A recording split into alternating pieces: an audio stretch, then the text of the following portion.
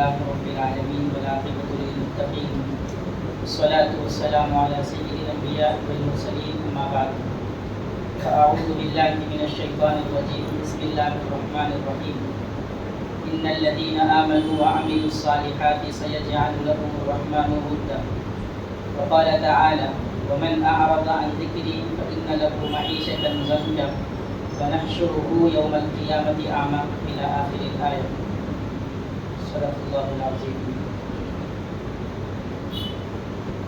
بزرگان محترم، حضرات سامعین کرام، عزیز نوجوان ساتھیوں، السلام علیکم ورحمۃ اللہ وبرکاتہ. مجلس علمیہ کی جانب سے قرآن مجید کی تفسیر کا جو سنہرا سلسلہ شروع کیا گیا، الحمدللہ اب تک اس کی کئی مجلسیں ہو چکی ہے جن میں 15 پاروں کی تفسیر کی فضل کی تعالیٰ اللہ تعالیٰ کے فضل سے اور اس کے احسان سے مکمل ہوئی ہے. بندوں کی کوششیں ہیں، باقی ساری رحمتیں اور ساری توفیقات اللہ تعالیٰ کی طرف سے ہوتی ہیں. بہرحال آج کی اس مجلس میں ہم 16ویں پارے کی تفسیر سن رہے ہیں. 16ویں پارے کی شروع کی چند رکوع مثال کے طور پر تقریباً 3 رکوع گزشتہ مجلس میں ہو چکے ہیں، سورہ کہف سے ہی متعلق تھے. 15واں پارہ بھی پورا ہوا تھا پچھلی مجلس میں، اور ساتھ میں 16ویں پارے کے 3 رکوع جو سورہ کہف کے تھے وہ بھی مکمل ہو گئے. آج سورہ مریم سے ہماری تفسیر ہوگی. اس پارے میں اب 2 صورتیں ہیں، ایک سورہ مریم ہے اور ایک سورہ طٰہٰ ہے. دونوں میں جو چیزیں ذکر کی گئی ہے ایک دوسرے سے ملتی جلتی ہے. عموماً دونوں صورتوں میں اللہ تعالیٰ توحید پر زیادہ زور دیے ہیں. ایک اللہ تعالیٰ کی عبادت پر زور دیا گیا ہے ان دونوں صورتوں میں. دوسری چیز جو دونوں صورتوں میں کامن ہے وہ یہ ہے اللہ کی قدرت کی نشانیاں. اللہ کیسے قادر مطلق ہے، اللہ تعالیٰ کی قدرت کتنی بڑی ہے، قدرت کی نشانیوں کا تذکرہ بھی ان دونوں صورتوں میں کیا گیا ہے. حضرت عیسیٰ علیہ السلام کے واقعے میں، سورہ طٰہٰ آنے والی ہے اس میں موسیٰ علیہ السلام کے واقعے میں جگہ جگہ پر اللہ کی قدرتیں، وہ قدرتوں کا ذکر اور بیان بھی ان 2 صورتوں میں کیا گیا ہے. اور ساتھ میں آخرت کی یاد بھی دلائی گئی ہے. قدرت کو دیکھ کر، اللہ کی نشانیوں کو دیکھ کر بندہ آخرت کی طرف متوجہ ہو جائے. پورے قرآن مجید کا ایک ہی مقصد ہے، جس دنیا میں رہ رہے ہیں اس دنیا کو اصلی نہ سمجھو، بلکہ تمہیں یہاں سے نکل کر آخرت میں آنا ہے. آخرت کی طرف آنے کی توجہ دلانے والی چیزوں کو ہی قرآن مجید میں الگ الگ انداز سے بیان کیا جاتا ہے.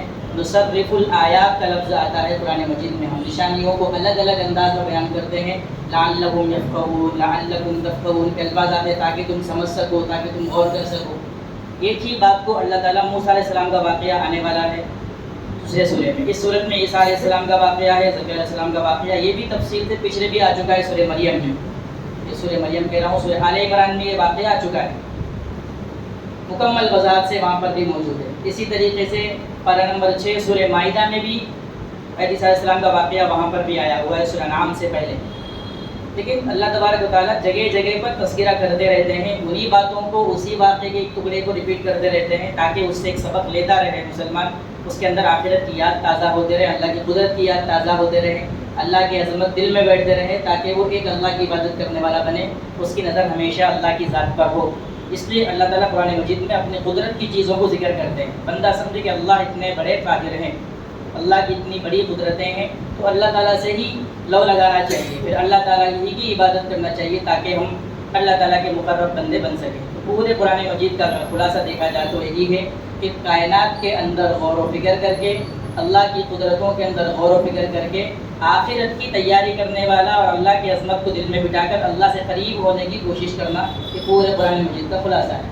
جہاں بھی قرآن مجید میں توحید سے متعلق، قدرت سے متعلق آیتیں آتی ہیں، اس کا پس منظر یہی ہوتا ہے، اس کا مقصد یہی ہوتا ہے.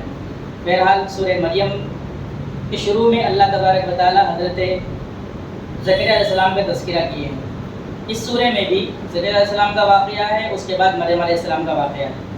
یہی انداز سورہ آل عمران میں بھی تھا. سورہ آل عمران میں بھی پہلے زکریا علیہ السلام کا واقعہ آیا، اس کے بعد پھر حضرت مریم علیہ السلام کا واقعہ آیا.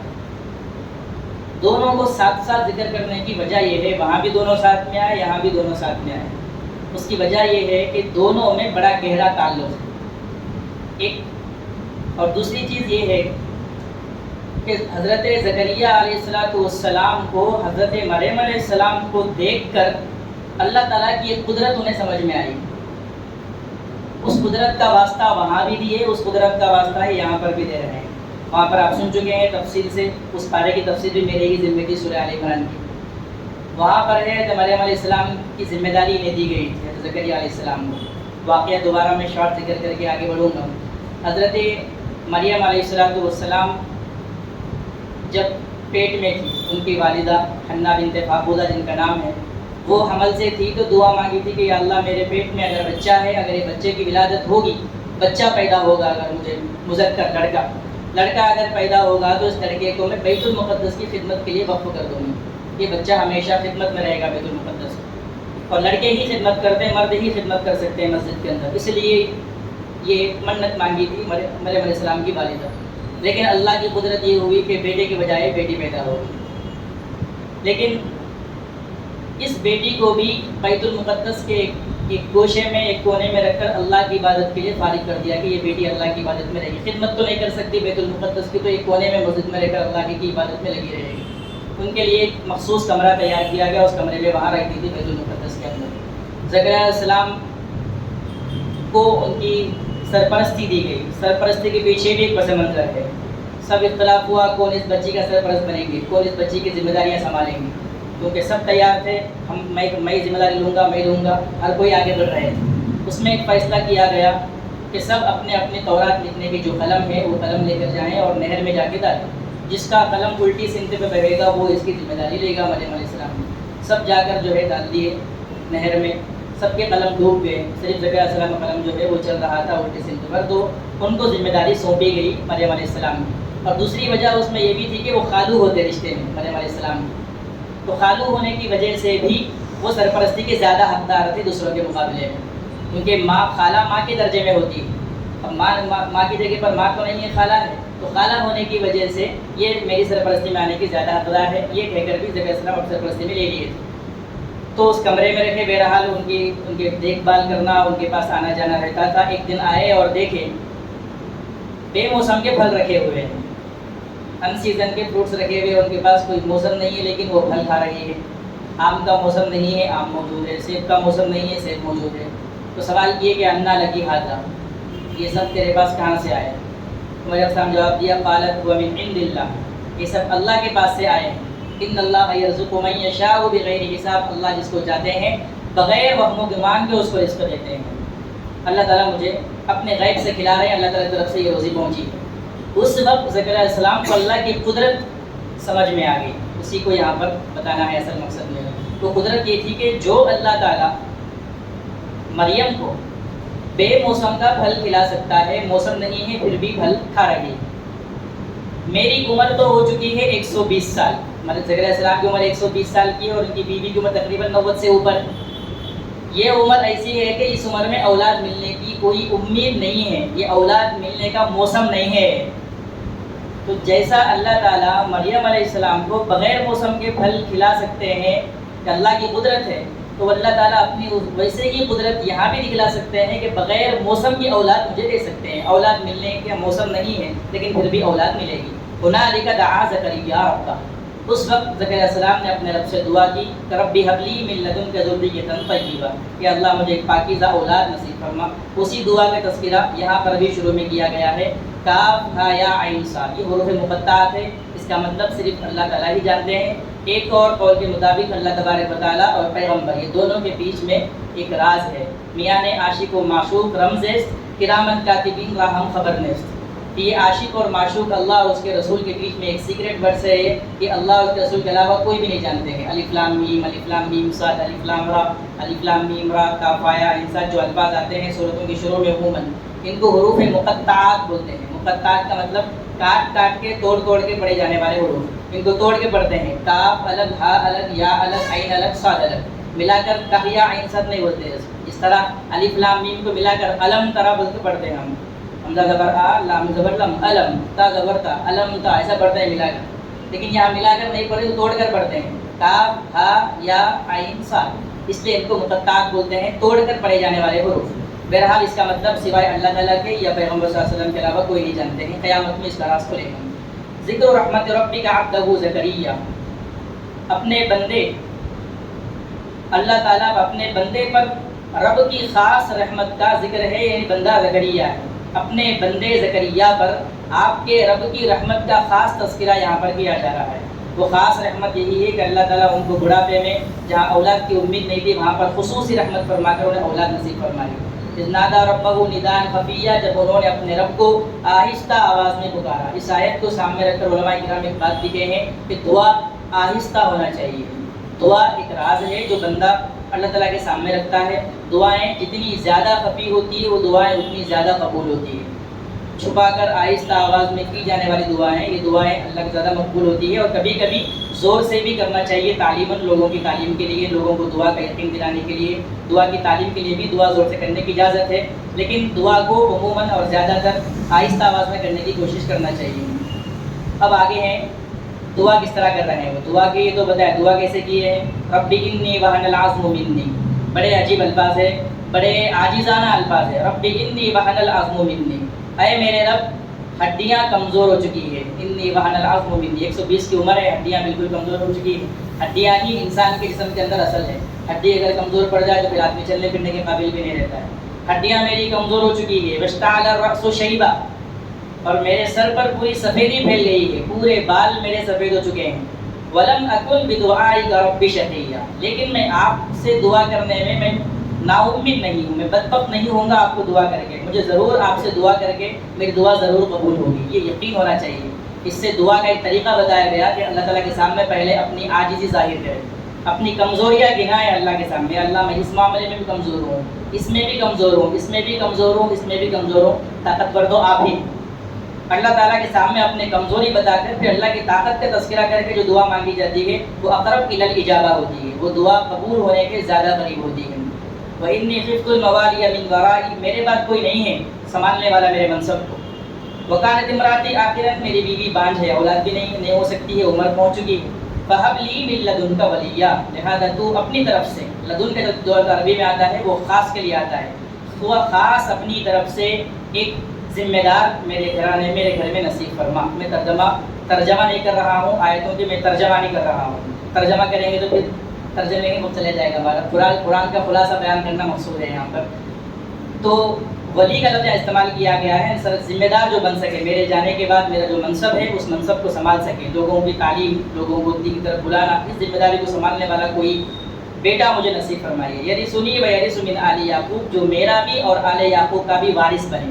وارث کا مطلب یہاں پر دولت کا وارث نہیں ہے، انبیاء دولت کا وارث بناتے ہی نہیں ہے۔ ان الانبیاء لا یورث دینارا ولا درہما، دینار اور درہم کے وارث نہیں بناتے ہیں، انما ورث العلم، بلکہ وہ علم کے وارث بناتے ہیں۔ بہرحال انبیاء علیہ السلام کی میراث علم ہے یا پھر نبوت ہے۔ وجعلہ ربی رضیہ، اور اس کو آپ مقبول بنائیے، سب کی نظروں میں پسندیدہ بنا دیجیے اس بیٹے کو۔ بہرحال زکریا علیہ السلام کی دعا قبول ہو گئی، اللہ بشارت دے رہے ہیں، یا زکریا انا نبشرک بغلام اسمہ یحییٰ، اے زکریا مبارک ہو، خوشخبری ہو، آپ کو ہم ایک لڑکے کی خوشخبری دیتے ہیں جس کا نام یحییٰ ہوگا۔ لم نجعل لہ من قبل سمیہ، اس سے پہلے ایسے نام والا کوئی نہیں ہوگا، ان سے پہلے ویسا نام کسی اور نبی کا نہیں گزرا ہے، یا ایسی صفات والا کوئی دوسرا انسان نہیں ہوگا، اس میں خاص صفتیں ہوں گی دوسروں کے اندر نہیں ہوں گی۔ اب یہ ایک تعجب کے انداز میں پوچھ رہے ہیں کہ ربی انا یکون لی غلام، کہاں سے لڑکا ہو سکتا ہے؟ وکانت امراتی عاقرا، میری بیوی بانجھ ہے، وقد بلغت من الکبر عتیہ، میں بڑھاپے کو پہنچ چکا ہوں۔ جواب آیا کذالک، ایسا ہی ہوگا۔ قال ربک هو علی ہین، آپ کا رب کہتا ہے کہ میرے اوپر یہ بہت آسان ہے، اس عمر میں اولاد دینا میرے لیے مشکل نہیں ہے، تمہاری سوچ میں مشکل دکھ رہا ہے تم کو۔ تو بعض چیزیں ایسی ہوتی ہیں کہ انسان سمجھتا ہے کہ یہ ہو ہی نہیں سکتا، لیکن اللہ وہ چیز کر کے بتاتے ہیں۔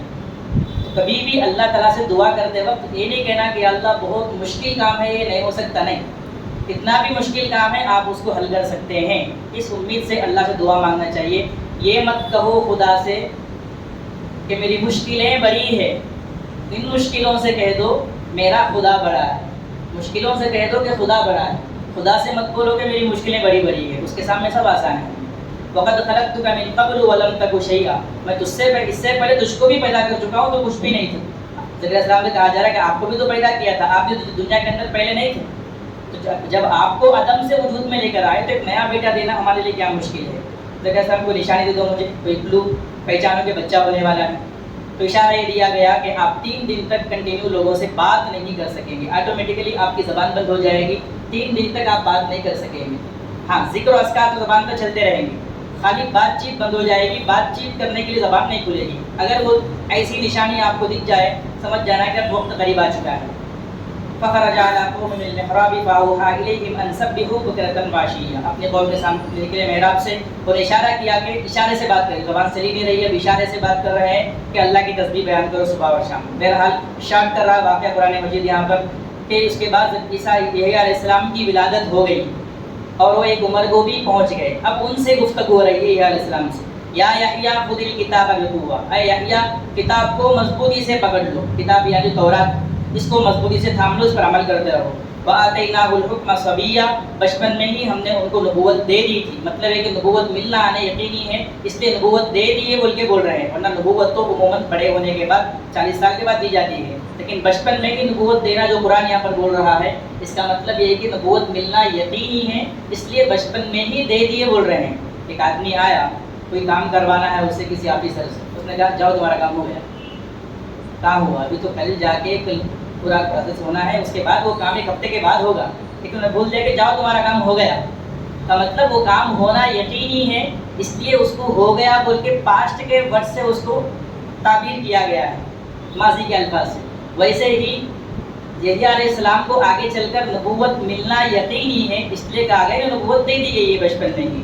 وَحَنَانًا مِن لَدُنَّا وَزَكَاةً وَكَانَ تَقِيًّا، ان کو نرم دل بنایا گیا، پاکیزہ بنایا گیا، متقی بنایا گیا۔ وَبَرًّا بِوَالِدَيْهِ، اپنے والدین کا فرما بردار بنایا گیا۔ وَلَمْ يَكُنْ جَبَّارًا عَصِيًّا، وَسَلَامٌ عَلَيْهِ يَوْمَ وُلِدَ وَيَوْمَ يَمُوتُ وَيَوْمَ يُبْعَثُ حَيًّا، سلامتی ہو یحییٰ پر ان کی پیدائش کے دن پر بھی، ان کی موت کے دن پر بھی، اور ان کو دوبارہ زندہ کیے جانے والے دن پر بھی، اللہ تعالیٰ کی سلامتی ان پر مسلسل ہو۔ بیچ میں کچھ صفتیں آئی ہے جو انہیں دی گئی ہے، ایک تو یہ کہ نرم دل، پاکیزہ، متقی، والدین کے فرما بردار۔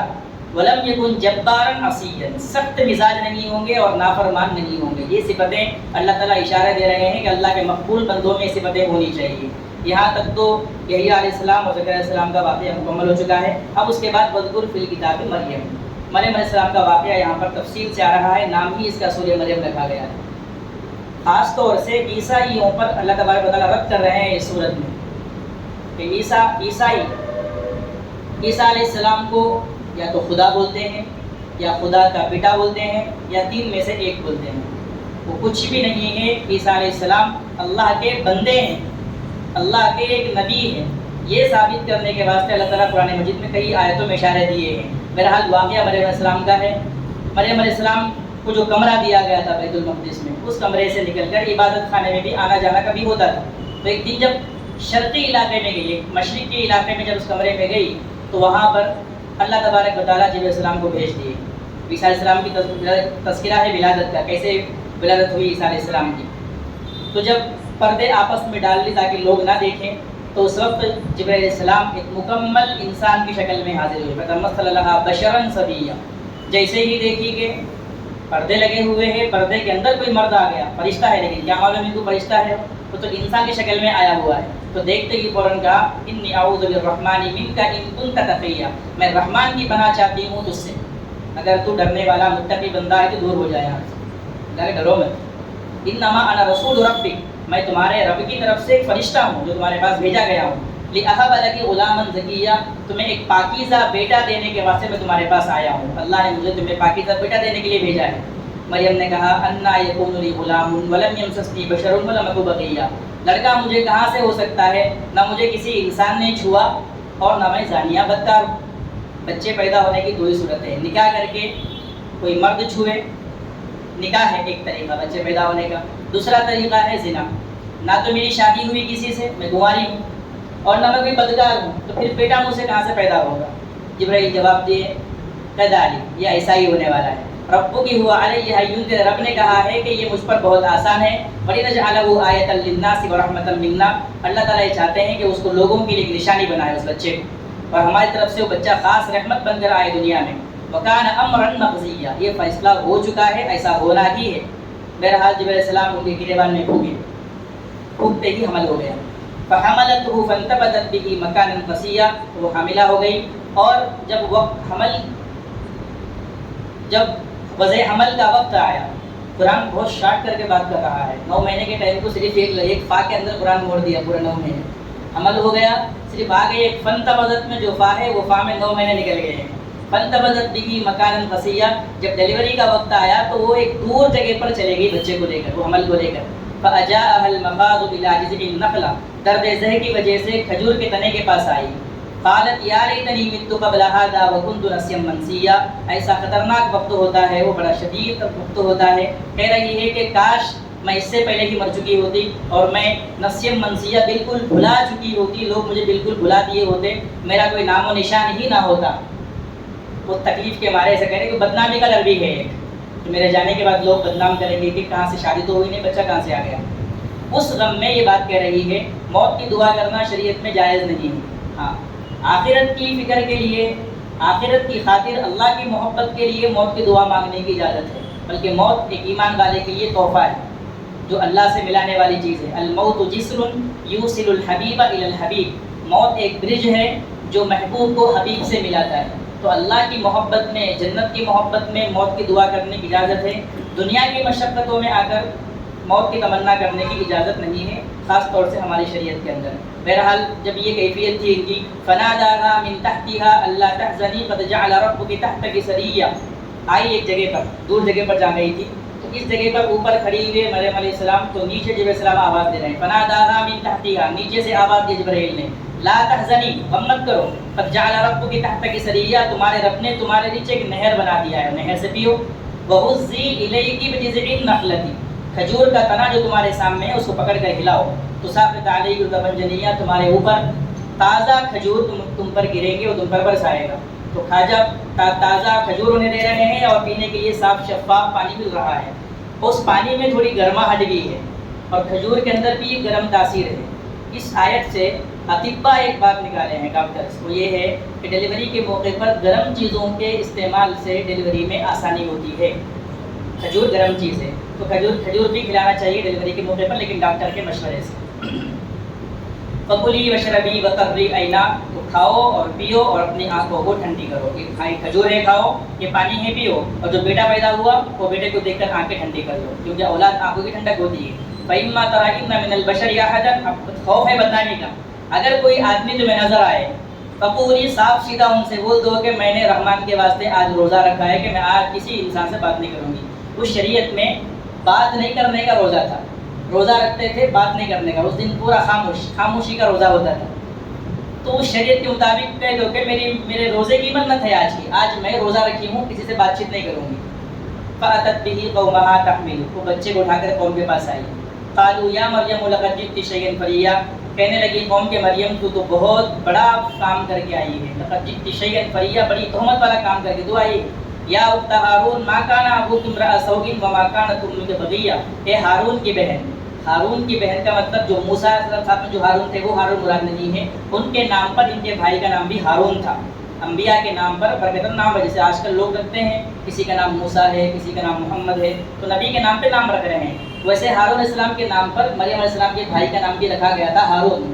یا اخت ہارون، ہارون کی بہن کا مطلب یہ ہے، ان کے بھائی کا نام ہارون تھا، تیرا باپ بھی کوئی برا انسان نہیں تھا اور تیری ماں بھی کوئی فاحشہ عورت نہیں تھی کہ تیرے اندر یہ چیز آ گئی، تو کیسے اولاد لے کر آ گئی ہے؟ تو پہلے ہی بول دیا اللہ تعالیٰ کہ خاموش رہنا ہے، کسی سے کچھ بولنا نہیں۔ فاشارت الیہ، اشارہ کر دی، اس بچے سے پوچھ لو جو پوچھنا ہے، مجھ سے مت پوچھو۔ کہنے لگے کہ ہم اس بچے سے کیسے بات کریں گے جو گود میں ہے، ابھی بات کرنے کے قابل نہیں، اس سے ہم کیسے بات کریں گے؟ روایتوں میں ہے کہ اس وقت عیسیٰ علیہ السلام دودھ پی رہے تھے ماں کے گود میں، جیسے ہی یہ لوگ آ کر ایسی باتیں کرنے لگے، جب اشارہ کی ماں تو فوراً جو ہے دودھ چھڑا کے بائیں کروٹ پر کھڑے ہو گئے اور کھڑے ہو کر کہنے لگے انی عبداللہ، شہادت کی انگلی اٹھا کر کہہ رہے ہیں قال انی عبداللہ، میں اللہ کا بندہ ہوں۔ ایک لفظ میں پوری کرسچینزم کی عمارت پوری گر گئی۔ جو لوگ جو اللہ خدا بولتے ہیں، خدا کا بیٹا بولتے ہیں، یا ٹرینیٹی، تین میں کا ایک بولتے ہیں، سب ختم۔ عبداللہ کا لفظ بتلا رہا ہے کہ میں اللہ بھی نہیں ہوں، ابن اللہ بھی نہیں ہوں، اللہ کا بیٹا بھی نہیں ہوں، بلکہ میں تو عبداللہ ہوں، اللہ کا بندہ ہوں، میں ایک انسان ہوں۔ آتانی الکتاب وجعلنی نبیا، اللہ نے مجھے کتاب دی ہے، مجھے نبی بنایا ہے، مجھے برکت والا بنایا ہے جہاں بھی میں رہوں، واوصانی بالصلاۃ والزکاۃ ما دمت حیا، اور زندگی بھر مجھے نماز کی پابندی اور زکوٰۃ کی پابندی کی وصیت کی ہے۔ ہر شریعت کے اندر نماز اور زکوٰۃ رہیں گے الگ الگ طریقوں سے۔ وبرم بوالدتی، اور مجھے میری والدہ کا فرما بردار بنایا، کیونکہ یہاں پر والد نہیں ہے، تذکرہ اس لیے والدہ کا کیا گیا ہے۔ ولم یجعلنی جبارا شقیا، اور مجھے سخت مزاج اور بدبخت نہیں بنایا۔ والسلام علی یوم ولدت و یوم اموت و یوم ابعث حیا، اور سلامتی ہو مجھ پر میری پیدائش کے دن پر اور میری موت کے دن پر اور دوبارہ اٹھائے جانے والے دن پر۔ قرآن کہہ رہا ہے ذالک عیسی ابن مریم، یہ ہے عیسیٰ ابن مریم، ابن اللہ نہیں، یہ ہے عیسیٰ مریم کے بیٹے، نہ کہ اللہ کے بیٹے۔ بار بار رد کر رہا ہے۔ قرآن مجید میں کسی بھی عورت کا نام نہیں لیا گیا ہے، اشارے دیے گئے ہیں۔ امرأۃ فرعون، امرأۃ لوط، امرأۃ نوح، نوح کی بیوی، اسی طریقے سے لوط کی بیوی، امرأۃ فرعون، فرعون کی بیوی، یہ الفاظ آئے ہیں، لیکن کسی عورت کا نام قرآن میں نہیں لیا گیا۔ اس سے اشارہ ہے کہ عورتوں کا نام بھی چھپانے کے قابل ہے، عورتوں کا نام دکھانے کے قابل نہیں ہے کہ اپنے گاڑیوں پر نام لکھ رہے ہیں، آٹو پر نام لکھ رہے ہیں، شادی کے کارڈوں پر عورتوں کے نام لکھ رہے ہیں، اس کی اجازت نہیں ہے۔ قرآن سے اشارہ مل رہا ہے جیسا عورت پردے کے لائق ہے، عورت کا نام بھی پردے کے لائق ہے، عورت کا نام بھی چھپا ہونا چاہیے، اس کے نام کے اندر بھی کشش ہوتی ہے، اس سے انسان کے جذبات بھڑک جاتے ہیں، اس لیے نام کو بھی چھپانے کا حکم ہے شریعت کے اندر۔ صرف مریم علیہ السلام کا نام لیا گیا ہے، وہ لینے کا بڑا ریزن ہے، بڑا ریزن یہی ہے، یہ لوگ سب اللہ کا بیٹا بول رہے ہیں عیسیٰ علیہ السلام کو، تو اللہ تعالیٰ مریم کا بیٹا ہے بولنے کے واسطے مریم کا نام لیے ہیں، ورنہ یہ مریم کا نام بھی نہیں لیتے یہاں پر۔ قرآن مجید میں جو خاص نام لیا گیا مریم علیہ السلام کا، وہ اس لیے لیا گیا ہے کہ لوگ اللہ کا بیٹا بول کے بول رہے ہیں عیسیٰ علیہ السلام کو، تو ان کو رد کرنا ہے کہ اللہ کے بیٹے نہیں ہیں، یہ تو مریم کے بیٹے ہیں۔ اسی طریقے سے جب یہ واقعہ پیش آیا تو یہودی بھی تھے اس موقع پر، یہودیوں کو بھی موقع ملا تہمت لگانے کا، ولد الزنا بولتے ہیں نعوذ باللہ، عیسیٰ علیہ السلام کو لوگ کہتے ہیں کہ یہ زنا کی اولاد ہے، نعوذ باللہ۔ اور یہی یہودی جو سینٹ پال تھا یہودی، وہ عیسائی مذہب کو پورا چینج کر دیا اور عیسائی مذہب میں غلط عقائد بھر دیا، عیسائی مذہب کے خلاف تھے، اور آج بھی عیسائیوں کا جانے یا انجانے میں ان کا نظریہ بھی یہی بن گیا کہ وہ بھی اللہ کے، بلکہ اللہ کے بیٹے بولتے تھے یہ لوگ، ان کی ایک جماعت ہے، لیکن ایک جماعت تو ان کی ایسی ہو گئی وہ ابھی بھی یہی بول رہے ہیں کہ انسان کے بیٹے ہیں، سن آف دی مین بولتے ہیں ابھی بھی۔ سن آف دی مین کا مطلب کیا ہوا؟ انسان کا بیٹا۔ کوئی انسان تو تھا ہی نہیں جس کا نکاح ہوا وہ مریم علیہ السلام، تو سن آف دی مین کیسے ہوا ہے؟ سن آف دی مین تو ہے ہی نہیں۔ تو وہ عیسائی بھی یہودیوں کے نظریے کو اپنا لیا، وہ بھی بول رہے ہیں کہ یہ کسی انسان کا بیٹا ہے۔ یوسف نجار نام بعض جگہ پر لکھا ہوا ہے، یہودی بولتے تھے کہ وہ فلاں جگہ پر ایک بڑا ہی تھا، اس سے زنا کی وجہ سے بچہ پیدا ہوا ہے، نعوذ باللہ۔ قرآن اس سے بالکل بری ہے، قرآن صاف انکار کر رہا ہے کہ اللہ تعالیٰ کی طرف سے یہ روح ہے، روح اللہ و کلمتہ، کہ اللہ کی روح ہے، اللہ کے کلمہ کن سے پیدا ہوئے ہیں۔ وہاں پر آگے جو سورہ آل عمران میں گزرا ہے وہاں پر ہے کن فیکون کا لفظ آیا ہے۔ اللہ تعالیٰ جب پیدا کرنا چاہتے ہیں تو کلمہ کن سے پیدا کر دیتے ہیں۔ عیسیٰ علیہ السلام کو کلمہ کن سے پیدا، اس سے کلمۃ اللہ بولتے ہیں، اللہ کے کلمہ کن سے پیدا ہوئے ہیں۔ تو اللہ روح، جبرائیل السلام روح ہے، وہ اللہ جبرائیل السلام کے پھونکنے کی وجہ سے پیدا ہوئے، اس لیے اس کو روح اللہ بھی بولتے ہیں عیسیٰ علیہ السلام کو۔ روح اللہ کلمۃ اللہ ہے، یہ کسی انسان کی اولاد نہیں ہے، نہ اللہ کی اولاد ہے۔ قول الحق الذی فیہ یمترون، یہ حق بات ہے جس میں یہ لوگ شک کر رہے ہیں۔ ما کان للہ ان یتخذ من ولد سبحانہ، یہاں شروع میں بھی ہے، آخر میں بھی یہی بات آئے گی۔ اللہ تعالیٰ کی شان کے لائق نہیں ہے کہ اللہ تعالیٰ کسی بیٹے کو اپنائے۔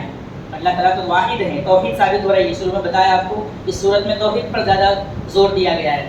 جو لوگ شرک کر رہے ہیں، عیسیٰ علیہ السلام کو بھی اللہ کے ساتھ شریک کر رہے ہیں، شرک کو توڑ کر توحید کو اس صورت کے اندر زیادہ ثابت کیا گیا ہے۔ اللہ کی شان نہیں کہ اللہ کسی بیٹے کو اپنائے، اللہ کو ضرورت ہی نہیں ہے، وہ اللہ واحد، وہ اکیلا ہے، لم یلد ولم یولد، نہ اس کی نہ کوئی باپ ہے، نہ کوئی ماں باپ ہے، نہ کوئی اولاد ہے، ضرورت ہی نہیں ہے۔ ماں باپ ہونا یا اولاد ہونا یہ کمزوری کی نشان ہے، اللہ تعالیٰ ہر طرح کی کمزوری سے پاک ہے۔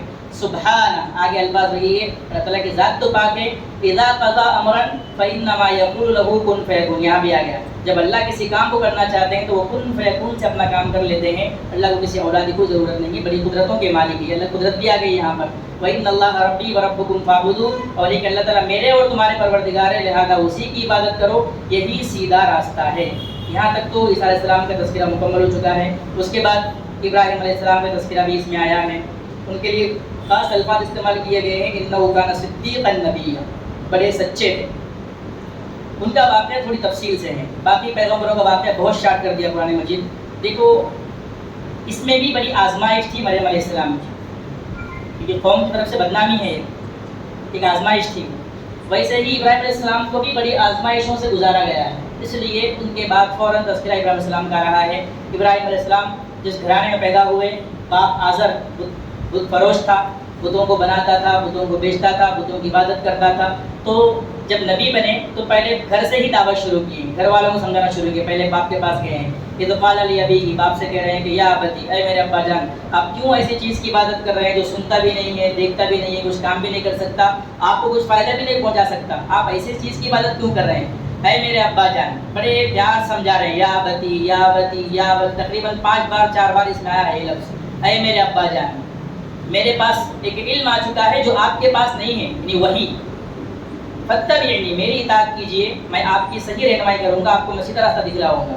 اے میرے ابا جان، شیطان کی عبادت مت کیجیے، کیونکہ بت کی عبادت کرنا انڈائریکٹلی شیطان کی عبادت کرنا ہے. شیطان ہی آ کر لوگوں کو بت بنوانے لگاتا ہے. بت کی عبادت کرنا کا مطلب یہ ہے کہ شیطان کی عبادت کرنا. اس لیے کہہ رہے ہیں کہ شیطان کی عبادت مت کرو، بے شک شیطان رحمان کا بڑا نافرمان ہے. اے میرے ابا جان، مجھے ڈر ہے کہ کہیں رحمان کا عذاب آپ کو آ کر نہ پہنچ جائے، پھر آپ کہیں شیطان کے دوست نہ بن جائیں. اب باپ کے سامنے یہ پورے محبتانہ انداز میں اور شفقت کے ساتھ باپ کے سامنے یہ دعوتی انداز پیش کیے ہیں. لیکن جواب کیا آیا؟ اراغب انت عن آلہتی یا ابراہیم، اے ابراہیم، کیا تم میرے خداؤں کو پسند نہیں کرتے ہو؟ لئن لم تنتہی، اگر تم ایسا بولنے سے باز نہیں آئے، تم میرے بتوں کو برا بھلا بولنا چھوڑ دو، اگر اس سے باز نہیں آئے، لأرجمنک وہجرنی ملیہ، تو میں تم کو پتھروں سے مار کر ختم کر دوں گا، مجھے چھوڑ کر چلے جاؤ. وہجرنی ملیہ، تنہا چھوڑ دو مجھے. قال سلام علیک، یہ بڑے جگر کی بات ہے، اپنے خاندان کو چھوڑ کے جانا، اپنے گھرانے کو چھوڑ کے جانا. سلام علیک، سلام مقاطعہ بولتے ہیں اس کو، تعلق توڑ کے جانے کا سلام ہے. سلام کر کے جا رہے ہیں کہ ٹھیک ہے ابا جان، آپ کو میں سمجھا دیا، آپ میری بات نہیں مان رہے ہیں، سلام علیک، میں جا رہا ہوں، لیکن میں سأستغفر لک ربی. یہ باپ کی محبت ہے، کافر باپ ہے لیکن پھر بھی دل میں باپ کی محبت ہے. میں آپ کے لیے میرے رب سے مغفرت کی دعا میں مانگتے رہوں گا آپ کے رب، کہ میرے اللہ آپ کو معاف کرے، میں آپ کے لیے استغفار کرتے رہوں گا. انہ کان بی حفیظ، میرا رب مجھ پر بڑا شفیق ہے، بڑا مہربان ہے، میری دعا سنے گا وہ. لیکن مسئلہ ہے، کسی بھی کافر کے لیے استغفار کرنے کی اجازت نہیں ہے، کافر کے لیے مغفرت کی دعا مانگنے کی اجازت نہیں ہے. مغفرت کی دعا صرف ایمان والے کے لیے ہے، کسی کافر کے لیے اجازت نہیں ہے. پھر کیوں مانگے ابراہیم علیہ السلام؟ اس کا جواب یہ کہ ایک وعدہ کیے تھے اپنے باپ کے لیے، وہ وعدہ پورا کر رہے تھے، لیکن معلوم نہیں تھا ابھی تک وہ آیت نہیں اتری تھی، وہ حکم نہیں ملا تھا ابراہیم علیہ السلام کو، ممانعت والا، منع والا حکم نہیں ملا ابھی تک. اس لیے دعا کر دو، کہ جیسے ہی معلوم ہو گیا کہ کافروں کے لیے دعا کرنے کی اجازت نہیں ہے مغفرت کی، تو فوراً اس سے باز آ گئے. 11ویں پارے کی جو سورہ توبہ کی آیتیں ہیں وہاں پر تو صاف الفاظ ہیں، وما كان استغفار ابراہیم لابیہ الا عن موعدۃ وعدها ایاہ. ابراہیم نے جو اپنے والد کے لیے استغفار کی دعا کی تھی وہ صرف اس لیے کہ ان سے وعدہ کیا تھا. فلما تبین له انه عدو للہ، جب انہیں معلوم ہوا کہ تو اللہ کے دشمن ہے، تبرأ منہ، تو دعا کرنے سے باز آ گئے، دعا کرنا چھوڑ دیے. تو معلوم نہیں تھا اس لیے استغفار کی دعا کر رہے تھے، جیسے ہی معلوم ہو گیا پھر دعا کرنا چھوڑ دیے. بہرحال محبت تھی والد کے بارے میں. وَأَعْتَزِلُكُمْ وَمَا تَدْعُونَ مِن دُونِ اللَّهِ وَأَدْعُو رَبِّي، میں تمہیں چھوڑ کر جا رہا ہوں، تم کو بھی چھوڑ کے جا رہا ہوں اور تمہارے بتوں کو بھی چھوڑ کے جا رہا ہوں. میں تو صرف میرے رب کی عبادت کروں گا، اسی سے میں لو لگاؤں گا. عسیٰ اللہ اکون ربی بدعاء ربی شقیہ، بہت امید ہے کہ میں میرے رب سے دعا کر کے بدبخت نہیں ہوں گا. گئے، الگ ہو گئے، اپنے رب سے دعائیں مانگ رہے ہیں. دیکھو خاندان سے الگ ہو گئے اللہ کی خاطر، توحید کی خاطر، دین کی خاطر خاندان سے جدا ہو گئے. اللہ تعالیٰ اس سے بہترین خاندان دیے، ایسا خاندان دیے ہیں کہ ابو الانبیاء بنا دیے ہیں، انبیاء کے والد بن گئے. ان کے خاندان میں پھر انبیاء کا سلسلہ چل پڑا ہے. جتنے بنی اسرائیل کے پیغمبر ہیں وہ پورے ابراہیم علیہ السلام کی اولاد میں آئے ہیں. خاتم الانبیاء حضرت محمد صلی اللہ علیہ وسلم بھی ابراہیم علیہ السلام کی اولاد ہی میں آئے ہیں. آخر میں اسماعیل علیہ السلام کی نسل سے ہمارے پیغمبر تشریف لائے ہیں، اور اسحاق علیہ السلام کی نسل سے دیگر انبیاء تشریف لے کر آئے ہیں. تو بہرحال ایک خاندان چھوڑ دیے، اس سے بڑا خاندان، بہترین خاندان اللہ نواز دیے. آگے اسی کا تذکرہ ہے. فلما اعتزلهم وما يعبدون من دون اللہ، جب ابراہیم ان کو اور ان کے بتوں کو چھوڑ کر الگ ہو گئے وَهَبْنَا لَهُ إِسْحَاقَ وَيَعْقُوبَ تو ہم نے ان کو اسحاق دیا اور یعقوب دیا، دو بیٹے نصیب فرما دیے۔ ان سے پھر پورے انبیاء کا سلسلہ چل پڑا ہے۔ وَكُلًّا جَعَلْنَا نَبِيًّا اور ہم نے ہر ایک کو نبی بنایا۔ وَوَهَبْنَا لَهُم مِّن رَحْمَتِنَا اور ہم نے ان کو اپنی خاص رحمت سے نوازا۔ وَجَعَلْنَا لَهُمْ لِسَانَ صِدْقٍ عَلِيًّا اور دنیا میں ان کا ایک اونچا تذکرہ ہم نے جاری رکھا، قیامت تک ابراہیم علیہ السلام اور ان کے خاندان کا تذکرہ چلتے رہے گا۔ ہم درود شریف پڑھتے ہیں نمازوں میں، اللہم صلی علی محمد وعلی آل محمد کما صلیت علی ابراہیم وعلی آل ابراہیم، ابراہیم پر بھی اور ابراہیم کے خاندان پر بھی سلامتی نازل فرما۔ وجعلنا لهم لسان صدق علیہ، تو آگے ایک پارے میں 19ویں پارے میں آیت آئے گی، وہاں پر تو دعائی کیے ہیں وجعل لی لسان صدق فی الآخرین، اے اللہ میرے بعد آنے والوں میں میرا ذکر خیر جاری فرما، میرے بعد آنے والے لوگ مجھے یاد کریں۔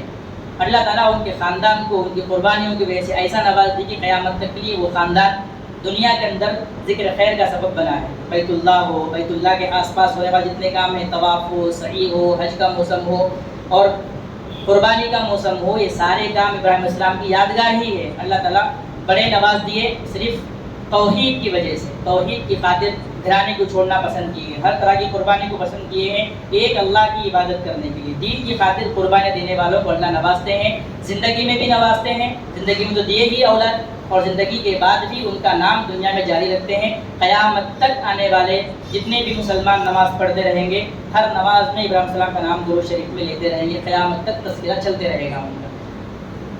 اس کے بعد حضرت موسیٰ علیہ السلام کا تذکرہ بہت شارٹ انداز میں کیا گیا ہے، صرف ایک آیت میں بس۔ اس کے بعد اسماعیل علیہ السلام کا تذکرہ ہے علیہ السلام، اس کے بعد حضرت ادریس علیہ السلام کا تذکرہ تھوڑا خاص انداز میں آئے گا اور ذکر کر دوں میں۔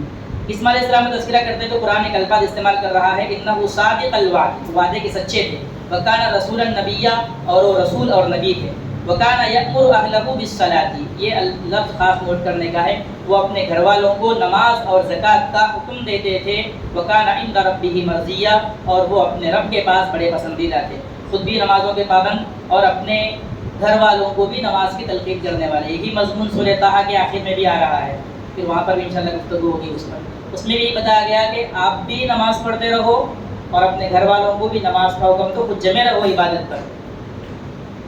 اس کے بعد تذکرہ ہے حضرت ادریس علیہ السلام کا، ان کے بارے میں کہا جا رہا ہے کہ انہ کان صدیقا نبیہ، وہ بھی بڑے سچے تھے، ورفعناہ مکانا علیہ، ہم نے ان کو اونچی جگہ پر اٹھایا، ایک ترجمہ یہ ہے ہم نے ان کو بڑی عزتوں سے نوازا۔ بعض مفسرین کہتے ہیں کہ ادریس علیہ السلام کو اٹھا لیا گیا ہے چوتھے آسمان پر، لیکن یہ کوئی اتنی مضبوط روایت نہیں ہے، اسرائیلی روایت ہے۔ اسرائیلی روایت کا مطلب جو یہودیوں کی اسلام میں داخل کی ہوئی روایتیں ہیں، ورنہ کوئی صحیح روایت کے اندر ایسی کوئی بات نہیں ملتی کہ جس میں ادریس علیہ السلام کو چوتھے آسمان پر اٹھا لیا گیا ہو، ایسا کوئی واضح الفاظ نہ قرآن کے اندر ہے نہ حدیث کے اندر ہے۔ باقی جو حدیث ہے کہ چوتھے آسمان پر لیا گیا ہے وہ حدیث نہیں ہے بلکہ اسرائیلی روایت ہے، اتنی معتبر نہیں ہے۔ قرآن کے الفاظ جو اشارہ استعمال کیے کہ ورفعناہ مکانا علیہ، تو مکانا علیہ اونچی جگہ، تو اونچی جگہ بول کے کبھی قرآن جو ہے عزت کی جگہ کو بھی مراد لیتا ہے، ہم نے ان کو عزت دی دنیا میں۔ بہرحال اس میں کوئی اشارہ ہمیں صاف طور پر مل نہیں رہا ہے کہ ان کو چوتھے آسمان پر اٹھا لیا گیا ہو۔ یہ سارے انبیاء کا تذکرہ کر کے قرآن کہہ رہا ہے اولئک الذین انعم اللہ علیہم من النبیین من ذریۃ آدم، یہ وہ انبیاء ہیں جن پر اللہ نے انعام کیا ہے۔ آدم علیہ السلام کی اولاد میں سے بھی ہے کچھ، اس میں سے کچھ نوح علیہ السلام کی اولاد میں سے بھی ہے، کچھ ابراہیم علیہ السلام کی اولاد میں سے بھی ہے، اور کچھ اسرائیل علیہ السلام کی اولاد میں سے بھی، اسرائیل مطلب یعقوب علیہ السلام کی اولاد میں سے ہے۔ وممن ہدینا واجتبینا، ان کو ہم نے خاص ہدایت دی، ہم نے چن لیا ان کو۔ اس کے بعد یہ انبیاء تو ہو گئے، انبیاء کے بعد جو لوگ آئے ہیں وہ لوگ انبیاء کے نقش قدم پر چلنے کے بجائے انبیاء کے خلاف کام کرنے لگے۔ انبیاء تو ابھی تو پیچھے پڑے نماز کا حکم دیتے تھے، اور ابھی پیچھے آیا تھا حضرت یحییٰ علیہ السلام کے بارے میں بھی اور حضرت عیسیٰ علیہ السلام کے بارے میں بھی کہ مجھے نماز کا اوصانی بالصلاۃ والزکاۃ، مجھے نماز کا زکوٰۃ کا حکم دیا گیا ہے۔ وہ سب تو نمازوں کے پابند تھے، لیکن بعد میں جو اولاد آئی وہ کیسی بنی تو قرآن کہہ رہا ہے فخلف من بعدهم خلف اضاعوا الصلاۃ واتبعوا الشہوات فسوف یلقون غیا، ان کے بعد ایسی اولاد آئی ان کے پیچھے جنہوں نے نمازوں کو ضائع کر دیا۔ نمازوں کو ضائع کرنا انبیاء کے طریقے سے ہٹ جانا ہے۔ نمازوں کو ضائع کیا اور خواہشات کے پیچھے پڑ گئے، وہ عنقریب جہنم میں داخل ہو گئے۔ نمازوں کو ضائع کرنے کا مطلب ایک تو یہ کہ نماز کا بالکل ہی انکار کر دیے تو بھی نماز ضائع کرنا ہی ہے، نماز کو تو مانتا ہے لیکن نماز چھوڑتا ہے، نماز پڑھتا نہیں ہے، وہ بھی نماز ضائع کرنا ہی ہے۔ وقت کے باہر نماز پڑھنا، قضا کر کے نماز پڑھنا بھی نماز کو ضائع کرنے کے اندر ہی آتا ہے۔ اسی طریقے سے نماز کے جو شرائط ہے، جو ارکان ہیں، ان کی رعایت کیے بغیر نماز پڑھنا، تعدیل ارکان خاص طور سے نماز کے اندر یہ واجب ہے۔ رکوع صحیح ڈھنگ سے ہو، سجدہ صحیح ڈھنگ سے ہو، دو سجدوں کے درمیان کا وقفہ صحیح ڈھنگ سے ہو، رکوع اور سجدے کے بیچ کا قیام صحیح ڈھنگ سے ہو، قومہ جس کو بولتے ہیں، یہ تعدیل ارکان بولتے ہیں ان کو۔ ہر رکن اطمینان کے ساتھ ادا کرنا، اس میں جلد بازی کرنے سے بھی نماز نہیں ہوتی ہے۔ اس کو بھی اس آیت کی تفسیر میں شامل کیا گیا ہے۔ جو اس طریقے سے نماز پڑھتا ہے وہ بھی نماز کو ضائع کرنے والا ہے، وہ نماز اللہ کے نزدیک مقبول نہیں ہوتی ہے۔ بہرحال یہاں تک تذکرہ کرنے کے بعد پھر آگے کچھ جنت کا تذکرہ آ رہا ہے۔ تلکل جنت التی نورث من عبادنا من کان تقیا، اللہ کے خاص بندوں کا تذکرہ ہے جو غیب پر ایمان رکھتے ہیں، جنت پر ایمان رکھتے ہیں، ان کو خاص جنت ملے گی۔ من کان تقیا، جو تقوی والا ہوگا، پرہیزگار ہوگا۔ نبی کریم صلی اللہ علیہ وسلم ایک مرتبہ جبرائیل السلام سے بولے تھے کہ آپ بار بار کیوں نہیں آتے، بہت ٹائم لے کے آتے آپ وہی لے کے، ذرا جلدی جلدی آیا کرو، جلدی آیا کرو، زیادہ تاخیر مت کرو، وقفہ کم ہونا چاہیے آپ کے وحی کا، آپ کو دیکھ کر تسلی ملتی ہے، آپ کے وحی کو دیکھ کر۔ جبرائیل السلام اس موقع پر یہ آیت نازل ہوئی، وَمَا نَتَنَزَّلُ إِلَّا بِأَمْرِ رَبِّكَ، ہم آپ کے رب کے حکم سے نازل ہوتے ہیں، آپ کے رب کے حکم سے آتے ہیں، اللہ بولے تو ہم آئیں گے، ہم کیسے آئیں گے خود سے؟ لَهُ مَا بَيْنَ أَيْدِينَا وَمَا خَلْفَنَا وَمَا بَيْنَ ذَلِكَ، قدرت، یہاں تذکرہ ہے پھر سے قدرت کا۔ اس کی قدرت تو ایسی ہے کہ وہ ہمارے سامنے کی، ہمارے پیچھے کی اور ہمارے درمیان کی تمام چیزوں کا مالک وہی ہے۔ بہرحال رب السماوات والارض وما بینہما، آسمانوں کا بھی رب ہے، زمینوں کا بھی رب ہے، اس کی درمیان کی چیزوں کا بھی رب ہے۔ فاعبد، لہذا اسی کی عبادت کرو، واستقر لعبادتہ، اور اس کی عبادت پر جمے رہو۔ قدرتوں کا بیان کر کے بھی پھر وہی بات آ گئی ہے، عبادت کے لائق فاعبدہ واستقر لعبادتہ، عبادت کے لائق صرف اور صرف اللہ تبارک و تعالیٰ ہی ہے، تو توحید پر زور دیا گیا ہے۔ آگے پھر جو ہے قیامت کا تذکرہ ہے۔ انسان کہتا ہے کہ میں مر گیا، دوبارہ کیسے اٹھایا جاؤں گا؟ وَيَقُولُ الْإِنسَانُ أَإِذَا مَا مِتُّ لَسَوْفَ أُخْرَجُ حَيًّا، انسان کہتا ہے کہ جب میں مر جاؤں گا تو میں دوبارہ زندہ اٹھایا جاؤں گا۔ قرآن کہہ رہا ہے أَوَلَا يَذْكُرُ الْإِنسَانُ أَنَّا خَلَقْنَاهُ مِن قَبْلُ وَلَمْ يَكُ شَيْئًا، کہ انسان کو یاد نہیں ہے کہ ہم نے اس کو پیدا کیا حالانکہ وہ کچھ بھی نہیں تھا دنیا میں۔ هَلْ أَتَىٰ عَلَى الْإِنسَانِ حِينٌ مِّنَ الدَّهْرِ لَمْ يَكُنْ شَيْئًا مَّذْكُورًا، انسان کسی ذکر کے قابل چیز تھا ہی نہیں، اللہ نے اس کو دنیا میں پیدا کیا ہے۔ جب تجھ کو جب دنیا میں نہیں تھا پیدا کیا تو جب دنیا سے ختم ہو جائے گا، دوبارہ پیدا کرنے میں کیا مشکل ہے؟ تو قیامت کے بعد کا تذکرہ پھر یہاں پر آیا ہے، دوبارہ زندہ ہونے کا، دوبارہ زندہ کیا جانے کا۔ ایک بار پہلی بار چیز کو پیدا کرنا تھوڑا مشکل ہوتا ہے، لیکن ایک بار ایک چیز کا نقشہ سامنے آ گیا، دوبارہ اس چیز کو بنانا کوئی مشکل نہیں ہے۔ جب اللہ تبارک و تعالیٰ کے لیے پہلی بار بنانا ہی آسان ہے، ایک بار اسٹرکچر بن چکا ہے انسان کا اور اس کی ریڑھ کی ہڈی بھی زمین میں موجود ہے قبر کے اندر، اس پر پانی ڈال کر دوبارہ زندہ کرنا اللہ کے لیے کیا مشکل ہے؟ تو اللہ کے لیے کوئی مشکل نہیں ہے۔ اس آیت میں ہی سمجھا گیا ہے، فَوَرَبِّكَ، تیرے رب کی قسم، لَنَحْشُرَنَّهُمْ، ہم سب کو اٹھائیں گے، سب کو جمع کریں گے، وَالشَّيَاطِينَ، اور شیاطین کو بھی، ثُمَّ لَنُحْضِرَنَّهُمْ حَوْلَ جَهَنَّمَ جِثِيًّا، پھر سب کو جہنم کے ارد گرد گھٹنوں کے بل لا کر حاضر کریں گے۔ متقی ہو، ایمان والے ہو، سب کافر فاسق فاجر، سب جہنم کے ارد گرد آ کے گھٹنے کے بل حاضر ہو جائیں گے۔ پھر وہاں سے پھر ایمانداروں کو نکال لیا جائے گا، لیکن سب کو وہاں پر حاضر ہونا ہے۔ ثم لننزعن من كل شيعة أيهم أشد على الرحمن عتيا، پھر ان لوگوں میں سے جو رحمان کا بڑا نافرمان اس کو نکال کے جہنم میں ڈالیں گے، اور جو رحمان کا فرما بردار ہے اس کو وہاں سے نکال کے جنت میں داخل کر دیں گے۔ پھر آگے کہہ رہے ہیں کہ جہنم کا تذکرہ ہے، اس کے بارے میں کہہ رہے ہیں وَإِن مِّنكُمْ إِلَّا وَارِدُهَا، جہنم پر سے ہر ایک کو گزرنا ہے، ایمان والا ہو کافر ہو، ہر ایک کو جہنم پر سے گزرنا ہے۔ صراط جس کو بولتے ہیں، جہنم کے اوپر پل بنایا جائے گا، اس کے اوپر سے ہر ایک کو گزرنا ہے۔ وارد کا لفظ یہاں استعمال ہوا قرآن مجید میں، اس کا ایک معنی تو ہے گزرنا، اور ایک معنی داخل ہونا بھی آتا ہے۔ ایک روایت ہی اس سلسلے میں، وہ روایت یہ ہے کہ ہر ایمان والا ہو چاہے کافر ہو، ہر انسان کو جہنم میں داخل ہو کے نکلنا ہے۔ لیکن حدیث میں یہ بھی ہے کہ جب جہنم میں سب داخل ہوں گے ایمان والے بھی، تو جہنم کی آگ ان کے لیے بردن و سلامن کما کانا علی ابراہیم، تو وہ جہنم کی آگ ان کے لیے ٹھنڈی اور سلامتی والی ہو جائے گی جیسے ابراہیم کے لیے ہوئی تھی علیہ السلام۔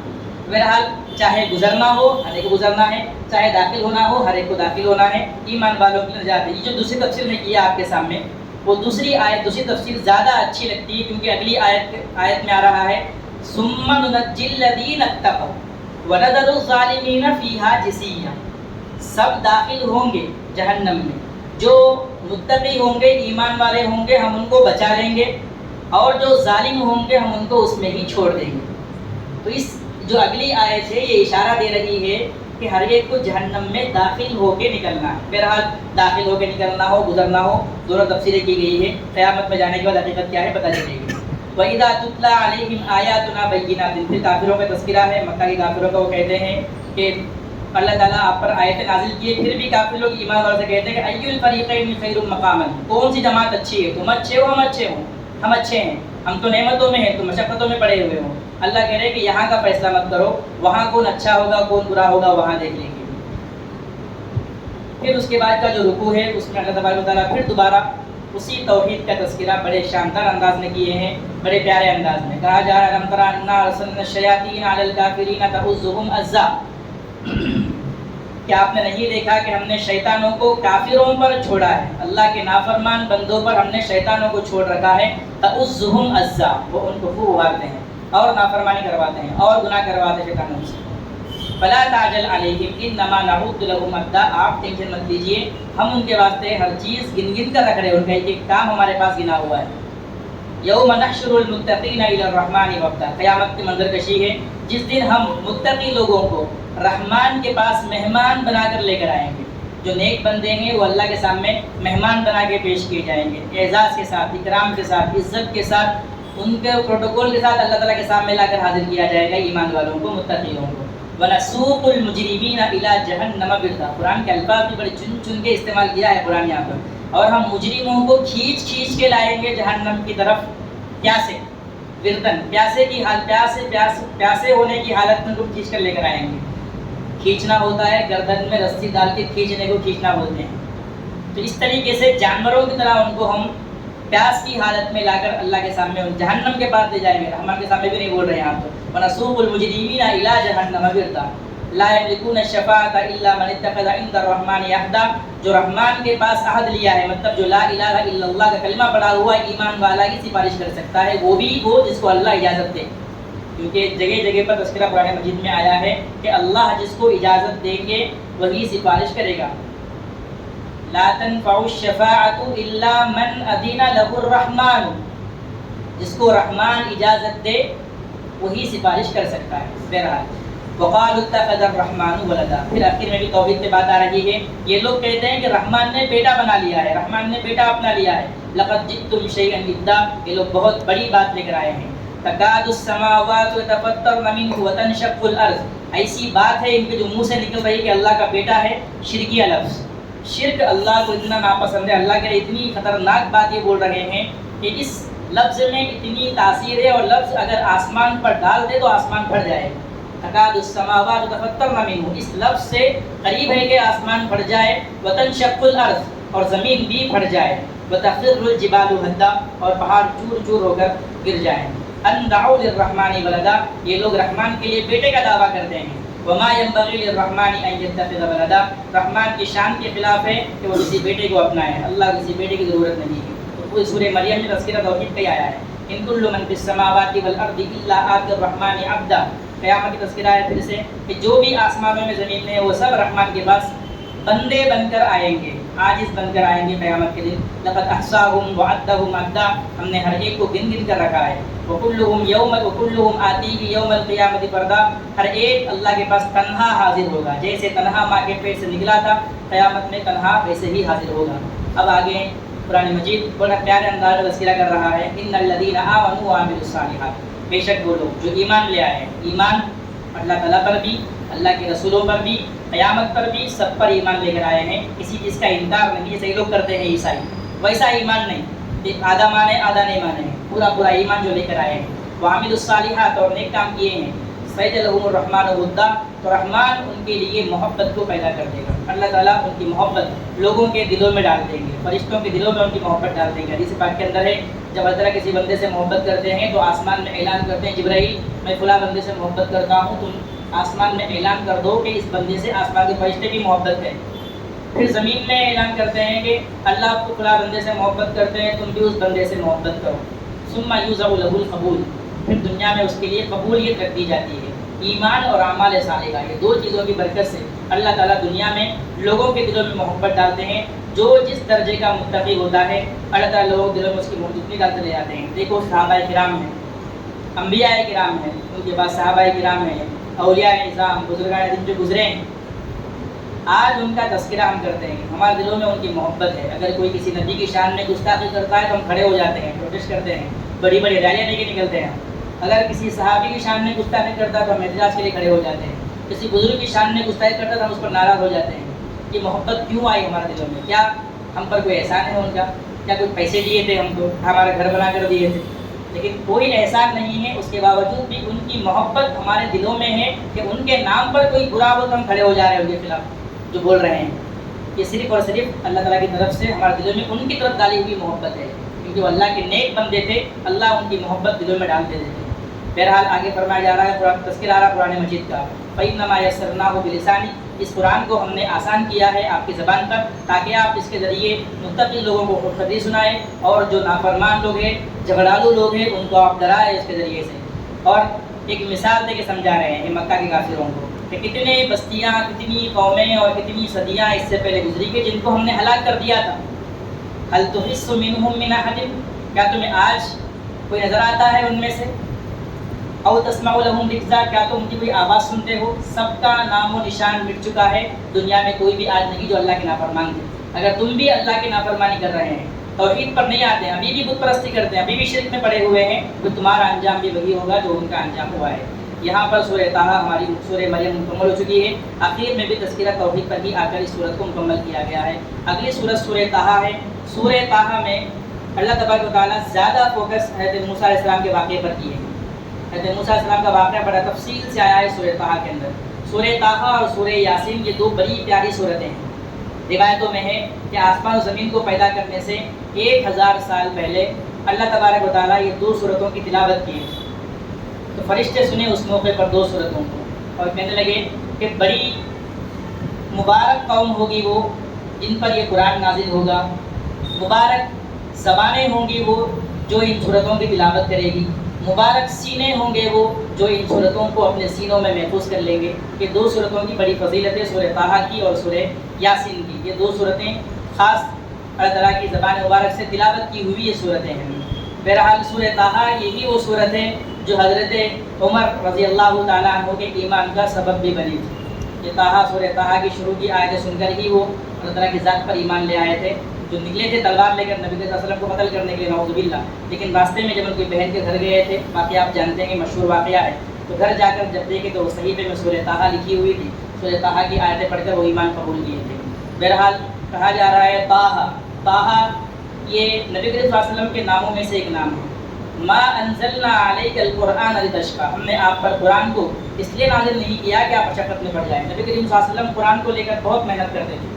رات بھر قرآن پڑھ رہے ہیں, نمازوں کے اندر آپ کے پیروں میں برم آ رہا ہے, دن بھر قرآن کی تبلیغ میں مشغول رہ رہے ہیں, کوئی نہیں مان رہا تو آپ بڑا غم لے رہے ہیں دل پر, اور بڑے آپ تکلیف لے رہے ہیں. اللہ تعالیٰ کہتے ہیں اتنا ٹینشن کیوں لے رہے ہیں؟ آپ کے ذمہ صرف پہنچانا ہے. ان علیک الا البلاغ, آپ کے ذمہ صرف پہنچانا ہے, پہنچا دو. ماننا نہیں ماننا ان کے اختیار میں ہے. آپ اتنی فکر کیوں کر رہے ہیں کہ آپ اپنے آپ کو ہلاک کرنے قریب ہے؟ لعلک باخع نفسک الا یکونوا مؤمنین, ایسا لگتا ہے کہ آپ اپنے آپ کو ہلاک کرنے کے لیے ایمان نہیں لا رہے ہیں. الا تذکرۃ لمن یخشی, یہ قرآن مجید تو نصیحت ہے لیکن اس شخص کے جو ڈرنا چاہتا ہے, جو اللہ کا خوف دل میں رکھتا ہے, قرآن اس کو نصیحت پہ نصیحت دیتا ہے. دل میں اللہ کا ڈر آ گیا, بندہ چاہ رہا ہے کہ میں اللہ کا بندہ بنوں, انسان چاہ رہا ہے کہ میں دل میں اللہ کی محبت پیدا کروں, بندہ چاہ رہا ہے کہ میں اللہ کا مقرب بندہ بنوں, اللہ کا حقیقی بندہ بنوں. اس نیت کے ساتھ, اس جذبے کے ساتھ قرآن پڑھنا شروع کیا تو پھر قرآن اس کے دل پر اثر کرنا شروع کرتا ہے. پھر قرآن اس کے اندر نصیحت اس کو دکھلاتا ہے, یہاں نصیحت ہے, یہاں نصیحت ہے. ان آیتوں کو پڑھتا جاتا ہے, پھر اس کے اندر ایمان مزید بڑھتا جاتا ہے, اس کا تقویٰ بڑھتے جاتا ہے, اللہ سے قریب وہ بندہ ہوتے چلے جاتا ہے جو قرآن مجید کو خشیت کے ساتھ, خوف کے ساتھ پڑھتا ہے. الا تذکرۃ لمن یخشی, یہ نصیحت ہے لیکن اس شخص کے جو ڈرتا ہے. تنزیلا ممن خلق السماوات ممن خلق الارض والسماوات العلی, اس رب کی طرف سے نازل کیا ہوا ہے جس نے آسمانوں کو اور اونچے زمین کو اور اونچے آسمانوں کو پیدا کیا ہے. وہ کون ہے؟ الرحمن علی العرش استویٰ, جو بڑا مہربان ہے. اللہ تعالیٰ کی صفت رحمت کا تذکرہ کیا گیا ہے یہاں پر. علی العرش استویٰ, جو عرش پر مستوی ہے اپنی شان کے مطابق. جیسے اللہ کی شان ہے, اللہ اس شان کے مطابق عرش پر ہے. اللہ عرش پر کیسے بیٹھے ہیں, کیسے ہیں, اللہ عالم. وہ کیفیت کو نہیں جان سکتے ہیں. اللہ تعالیٰ اپنی شان کے مطابق اپنی کیفیت کے مطابق عرش پر مستوی ہے. لہو ما فی، اس میں بھی بتایا شروع میں آپ کو پوری قدرت کی نشانیاں اس میں ذکر کی گئی ہے. عرش اللہ کی سب سے بڑی مخلوق ہے، قدرت ہے، تذکرہ قدرت کا کیا گیا ہے. لہو ما فی السماوات و ما فی الارض و ما بینہما، آسمان اور زمین اور اس کے درمیان کی تمام چیزیں اللہ ہی کی ہے. وما تحت الثری، اور زمین کے نیچے کی چیزیں بھی. ایک تو سرا بولتے ہیں زمین کی نمناک مٹی کو، کھودنے کے بعد جو مٹی ہمارے ہاتھ کو لگتی ہے سرا بولتے ہیں. ریسرچ کے مطابق 6 فٹ تک انسان کھود سکتا ہے، یا کچھ اور طریقے کے غالباً ذہن میں نہیں ہے میرے، لیکن کھودتے کھودتے ایک حد تک پہنچ جاتا ہے انسان، اس کے آگے نہیں کھود سکتا. اس کے نیچے کی جو ہے وہ بھی اللہ کو معلوم ہے. یہ ہے تحت الثری کا مطلب. وَإِن تَجْهَرْ بِالْقَوْلِ فَإِنَّهُ يَعْلَمُ السِّرَّ وَأَخْفَى، اللہ کی قدرت یہ ہے کہ تم آہستہ بات کرو یا چھپا کر بات کرو، سب اللہ سنتے ہیں. اللہ لا الہ الا ہو، اللہ وہ ہے جس کے سوا کوئی معبود. توحید آ گئی پھر یہاں پر. لہ الاسماء الحسنی، اس کے بڑے پیارے پیارے اچھے اچھے نام ہیں. یہاں تک تو اللہ کی قدرت کا تذکرہ تھا. یہ تو میں آپ کے سامنے ترجمہ کیا تو وہ ترجمہ اردو کا اتنا مزیدار بھی نہیں ہے، لیکن عربی کو عربی میں سمجھیں گے تو پھر اس کا مزہ کچھ اور ہوتا ہے. وہی مزہ اور وہی تاثیر تھی جس کی وجہ سے حضرت عمر اسلام قبول کیے تھے. کہ کسی انسان کی بات نہیں ہے، یہ اللہ ہی کی بات ہے. ایسے الفاظ کوئی انسان نہیں بول سکتا، یہ ضرور اللہ کی طرف سے آئے ہوئے الفاظ ہے، سچے نبی ہے، اسلام قبول کر لیے. پھر آیتوں کے اندر وہ تاثیر ہے. عربی میں ہی اگر ہمارا مزاج عربی والا ہوگا، اس عربی میں ہم سمجھ سکیں گے تو اس کی تاثیر کیا ہے، اس کی شان کیا ہے. آیتوں کے اندر کیسے آیتوں کے اندر بلاغت ہے، کیسے قرآن مجید کو پیارے انداز میں ذکر کیا گیا ہے، وہ ہم اردو میں ترجمہ کر کے سمجھ نہیں سکتے ہیں. وہ تو عربی کے ذوق پر ہی منحصر ہے. آگے اب واقعہ شروع ہو رہا ہے موسیٰ علیہ السلام کا تفسیر سے. میں صرف ترجمہ کر دوں گا، ترجمے میں پورا واقعہ ذکر کیا. واقعہ بڑا مشہور ہے، موسیٰ علیہ السلام کا سب جانتے ہیں ہم. کیا آپ کے پاس موسیٰ علیہ السلام کا واقعہ آیا ہے؟ آپ جانتے ہیں موسیٰ علیہ السلام کے واقعے کو، جب انہوں نے آگ کو دیکھا. اشارہ کر رہا ہے قرآن مجید. موسیٰ علیہ السلام جب فرعون کے ظلم سے بچنے کے لیے جب قبطی کو مارے تھے، 20ویں پارہ آپ سنیں گے، وہاں پر بھی جب سورہ قصص شروع ہوگی وہاں تفصیل سے پورا واقعہ پھر آئے گا موسیٰ علیہ السلام کا. موسیٰ علیہ السلام جب قبطی کو مارے تھے تو قبطی ایک گھسے نہیں مر گیا قبطی. بعد میں معلوم ہوا کہ مارنے والے موسیٰ علیہ السلام ہی ہیں. تو فرعون دربار میں جو ہے پلان کیا کہ اب موسیٰ علیہ السلام سے بدلہ لینا ہے، جان کے بدلے میں جان. تو ایک خیر خواہ آدمی جو تھا، وجاء رجل من اقصى مدینہ یسعی قال یا موسیٰ ان الملأ یقتلون بک، موسیٰ کے درباری آپ کے خلاف سازش کر رہے ہیں، آپ نکل جائیے، میں آپ کے لیے خیر خواہ ہوں. انی لک من الناصحین، میں آپ کے لیے خیر خواہی چاہتا ہوں. فاخرج لک من الناصحین، آپ نکل جائیے یہاں سے، میں آپ کا خیر خواہ ہوں. موسیٰ علیہ السلام فوراً مصر چھوڑ کے مدین چلے گئے. مدین گئے، وہاں پر لمبا عرصہ گزارے. وہاں پھر شادی بھی ہوئی موسیٰ علیہ السلام کی، اپنی بیوی کو لے کر دوبارہ مصر واپس آ رہے ہیں. اس وقت کا واقعہ قرآن ذکر کر رہا ہے. پورا واقعہ بیچ کا قرآن حذف کر دیا ہے کیونکہ جگہ جگہ پر آیا ہے. قرآن کا مقصد واقعہ اسٹارٹنگ سے اینڈنگ تک بیان کرنا کبھی بھی نہیں ہے. قرآن مجید کوئی بھی واقعہ اول سے آخر تک بیان نہیں کرتا ہے. صرف ایک واقعہ ہے حدیث علیہ السلام کا جس کو ذرا تفصیل سے ذکر کیا گیا ہے، وہ بھی کچھ لوگوں کے سوال کے جواب میں اترا ہے. قرآن مجید قصوں کی کہانیوں کی کتاب نہیں ہے. جس لفظ میں واقعے کے جس ٹکڑے میں نصیحت ہے اتنا ہی ذکر کرتا ہے قرآن مجید. یہ قرآن مجید کی عادت ہے. بہرحال مدین سے واپس ہو رہے ہیں، جا رہے ہیں، رات کا وقت ہے. ایک جگہ رکے میاں بیوی موسیٰ علیہ السلام اور ان کی اہلیہ. انہوں نے کہا کہ تم رکو، میں جا کر ذرا دیکھ کر آتا ہوں، کچھ آگ ہے. دور سے روشنی نظر آئی، جا کر ذرا میں دیکھوں آگ ہے تو لے کر آؤں وہاں سے، تاکہ ہم بھی ذرا آگ سلگا کر یہاں پر رات گزار سکیں. اگر کوئی آدمی وہاں پر ہوگا تو اس سے راستہ پوچھ کر آؤں کدھر جانا ہے. جب وہاں موسیٰ علیہ السلام پہنچے روشنی کے پاس تو آواز دی گئی کہ یا موسیٰ انی انا ربک، اے موسیٰ میں تمہارا رب ہوں. فاقلع نعلیک، اپنے جوتے اتار دو. انک بالوادی المقدس طویٰ، آپ ایک مقدس وادی میں ہیں جس کا نام طویٰ ہے. طویٰ ایک وادی ہے، ایک طور سینا ہے پورا، مثال کے طور پر ایک پورا ایریا ہے. اس پورے ایریا کا نام طور سینا بھی ہے، طور سینین بھی بولتے ہیں. والتین والزیتون وطور سینین، تذکرہ وہاں پر آیا طور سینین. اس پورے ایریا کا نام طور سینین.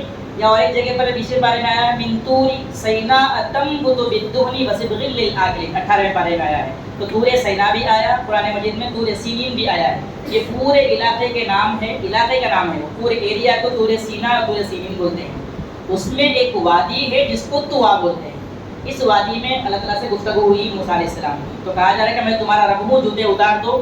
آپ مقدس جگہ پر ٹھہرے ہوئے. معلوم ہوا کہ مقدس جگہوں پر جوتے نہیں پہننا چاہیے. مسجد میں آتے ہیں، مقدس جگہ ہے، جوتے یہاں پر نہیں پہننا چاہیے، ادب کے خلاف ہے. وَأَنَا اخْتَرْتُكَ فَاسْتَمِعْ لِمَا يُوحَىٰ، میں نے آپ کو چن لیا ہے لہذا آپ وحی کی طرف دھیان سنیں. اللہ کی طرف سے وحی آ رہی ہے، وحی کو دھیان سے سنو. معلوم ہے قرآن مجید یہ بھی وحی ہے، وحی والی چیزوں کو دھیان سے سننا چاہیے. اِنَّنِي أَنَا اللَّهُ لَا إِلَٰهَ إِلَّا هُوَ، وحی آئے. وحی میں الفاظ یہ ہے میں ہی اللہ ہوں، میرے سوا کوئی معبود نہیں ہے، لہذا میری ہی عبادت کرو اور نماز قائم کرو میری یاد کے لیے. نماز پڑھتے رہو ذکری. ان الساعۃ آتیۃ، قیامت یقیناً آنے والی ہے، اس کو میں چھپا کر رکھا ہوں. قیامت کا ڈیٹ اور ڈے اللہ کسی کو نہیں بتایا قیامت کس تاریخ میں آئے گی اور کس دن آئے گی، اللہ چھپا کر رکھے. ان اللہ عندہ علم الساعۃ، صرف اللہ کے پاس ہی قیامت کا علم ہے، اس کے علاوہ کسی کے پاس نہیں ہے. کیوں؟ تاکہ ہر آدمی عمل میں لگ جائے. لتجزی کل نفس بما تسعی، ہر آدمی کوشش کرے اس کو کوشش مطابق بدلہ دیا جائے. فلا يصدنك عنها من لا يؤمن بها واتبع هواه فتردى، لہذا آپ کے پاس وحی آئی ہے، صرف وحی کی پیروی کیجیے، وحی کو چھوڑ کر کسی اور کی طرف توجہ مت دیجیے اور آپ گمراہ ہو جائیں گے. آگے کہہ رہے ہیں وما تلک بیمینک یا موسیٰ، یہ خاص گفتگو ہو رہی موسیٰ علیہ السلام اللہ کے بیچ میں. موسیٰ تمہارے دائیں ہاتھ میں کیا ہے؟ اللہ پوچھ رہے کہ آپ کے دائیں ہاتھ میں کیا ہے؟ انہوں نے کہا یہ عصا ہے، یہ میری لاٹھی ہے. اتوکل علیہا، اس پر میں ٹیک لگاتا ہوں. واخش بہا علی غنمی، اور اپنے بکریوں کے لیے پتے جھڑاتا ہوں. یہ وہاں ملی تھی، جب مدین میں تھے شعیب علیہ السلام کے پاس تو بکریاں چراتے تھے، تو بکریاں چراتے وقت ساتھ میں عصا رکھ لیے تھے. بکریوں کو چارہ نکالنے کے لیے بھی، وہ پتے جھڑانے کے لیے بھی کام آتی تھی. تھک گئے ٹیک لگا کر کھڑے بھی ہو جاتے تھے اس کو. اور کہہ رہے ہیں کہ ولی فیہا معارف اخری، اس میں میرے بہت سارے فائدے ہیں. دو فائدے ذکر کر دیے، ٹیک بھی لگاتا ہوں پتے بھی لگاتا ہوں، دو فائدے یہ ہیں. اس کے علاوہ اور بھی بہت سارے فائدے ہیں. کوئی جانور آ گیا تکلیف ہے اس کو بھی مار دیتا ہوں اس سے. الگ الگ چیزیں اس میں فوائد موجود ہیں. اللہ کی قدرت دیکھیے، اللہ تعالیٰ کیسے آیتوں کے بعد آیتیں لے کر آتے ہیں. یہ دکھا رہے ہیں کہ اس میں میرے لیے فائدے ہیں، اس لاٹھی میں میرے فائدے ہیں. اللہ کہہ رہے ہیں کہ اچھا فائدے ہیں. القھا یا موسیٰ، موسیٰ ذرا زمین پر ڈال دو اس کو. فالقاها فاذا هي حیۃ تسعی، موسیٰ نے زمین پر ڈال دیا تو وہ ایک اژدہا بن کر دوڑنے لگا. اب تک جس کو فائدے کی چیز سمجھ رہے تھے، اژدہا بن کے اب نقصان دینے والا بن گیا. اللہ تعالیٰ نبی کے ذہن میں اسباب سے توجہ ہٹا رہے ہیں کہ دنیا کی چیزوں کو نفع اور نقصان کی چیز مت سمجھو. نفع نقصان دینا میرے ہاتھ میں ہے. جس کو تم اب تک فائدے کی چیز سمجھ رہے تھے اور کہہ رہے ہیں کہ اس میں میرے لیے بہت سارے فائدے ہیں، دیکھو کیا ہو گیا. تو اژدہا بن گیا جو نقصان دہ ہے. موسیٰ علیہ السلام تذکرہ 19 پارے میں بھی گئے، 20 پارے میں بھی گئے. موسیٰ علیہ السلام ولّا مدبرا ولم یعقب، پیٹ پھیر کر بھاگے، پلٹ کے بھی نہیں دیکھے، ایسا بھاگے ڈر کے. ایک فطری خوف ہے وہ ہر انسان میں ہوتا ہے. اللہ نے کہا ڈرو مت، خذھا ولا تخف، پکڑ لو اس کو، ڈرو مت. سنعیدھا سیرتھا الاولیٰ، ہم اس کو دوبارہ اس کی اصلی حالت پر لوٹا دیں. جیسے ہی پکڑ لیے جیسے وہ اژدہا بن، پھر سے وہ لاٹھی بن کر ہاتھ میں آ گیا.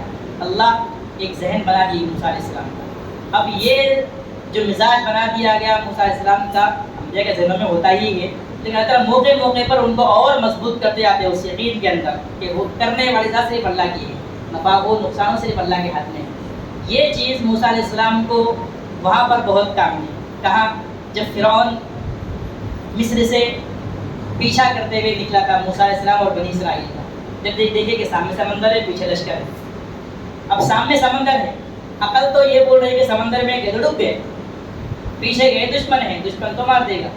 اب سمندر آگے نقصان دینے والی چیز ہے، لیکن موسیٰ علیہ السلام کے ذہن میں ہے کہ فائدہ دینے والی چیز نقصان دینے والی بن سکتی تھی لاٹھی، تو نقصان دینے والی چیز بھی فائدہ دینے والی بن سکتی ہے، اللہ کے ہاتھ میں ہے.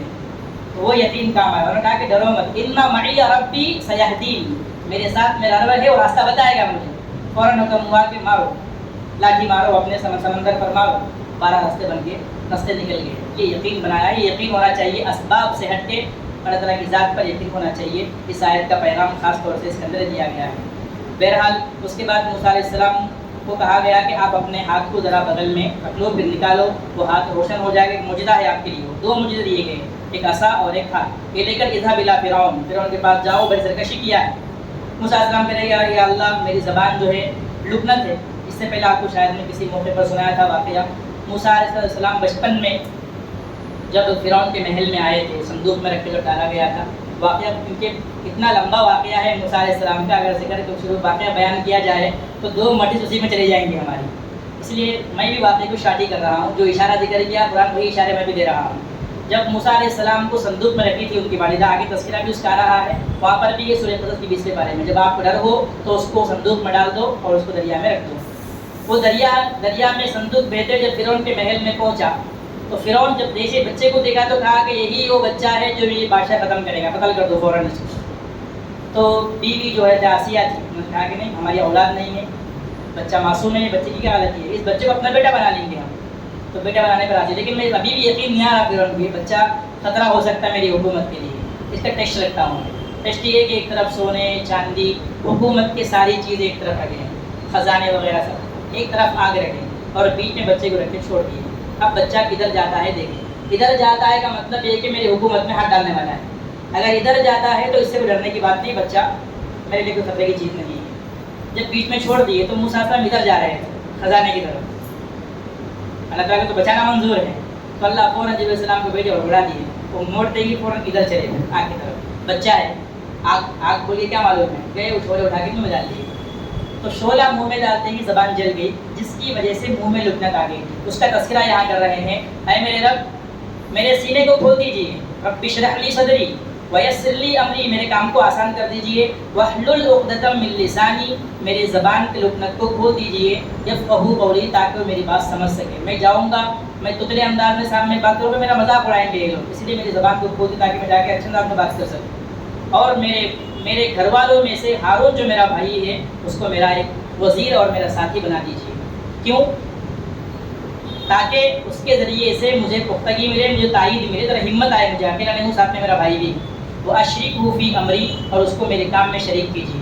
کہ کوئی بھائی کسی بھائی پر دنیا میں احسان کر سکتا ہے تو سب سے بڑا احسان موسیٰ علیہ السلام اپنے بھائی پر کیے، کیونکہ کوئی بھی احسان اگر بھائی اپنے بھائی پر کرا، مان لو اس کی پوری زندگی کا خرچہ اٹھا لیا، اس کے لیے پورا گھر بنا کے دے دیا، تو دنیا کی حد تک ہی ہے، لیکن موسیٰ علیہ السلام جو اپنے بھائی پر احسان کیے، وہ احسان کے نبی بنایا ان کو، اللہ دعا کرے اللہ تعالیٰ سے کہ اللہ میرے بھائی کو نبی بنا دے، ایسا احسان دنیا کا کوئی انسان اپنے بھائی کے لیے نہیں کر سکتا ہے، یہ بڑا احسان ہے، سب سے بڑا احسان اپنے بھائی کو بھی نبی بنا لیا، اشریکہ فی امری، اس کو میرے کام میں شریک کر دے، میرا ساتھ نبی بنا دیجیے، کئی نسبحک کثیرا، تاکہ ہم آپ کی خوب تسبیح بیان کریں، ونذکرک کثیرا، اور آپ کا خوب ذکر کریں۔ معلوم ہوا کہ ایسے لوگوں کو اپنے ساتھ جوڑ لینا چاہیے جو اللہ کو یاد کرنے والے ہو، جو اللہ کا ذکر کرنے والے ہو، اس سے تقویت ملتی ہے ذکر میں اور عبادت میں، اللہ سے تعلق بنانے میں اور آگے بڑھنے میں، آدمی کو پختگی ملتی ہے ماحول کی وجہ سے، ذاکرین کا ماحول ملے گا، نیک لوگوں کا ماحول ملے گا، عبادت کرنے والوں کا ماحول اس کو ملے گا، تو اس کو زیادہ عبادت کرنے کی توفیق ملے گی۔ ایک آدمی اکیلا بیٹھ کے قرآن پڑھ رہا ہے تو ایک دوسرے پہ پڑھ کے اٹھا جائے گا، 20-25 لوگ بیٹھ کے قرآن پڑھ رہے ہیں اور وہاں پر ایک قرآن لے کے بیٹھا ہے تو ان کی وجہ سے، اس ماحول کی وجہ سے کم از کم ایک پارہ تو پڑھ کے اٹھے گا۔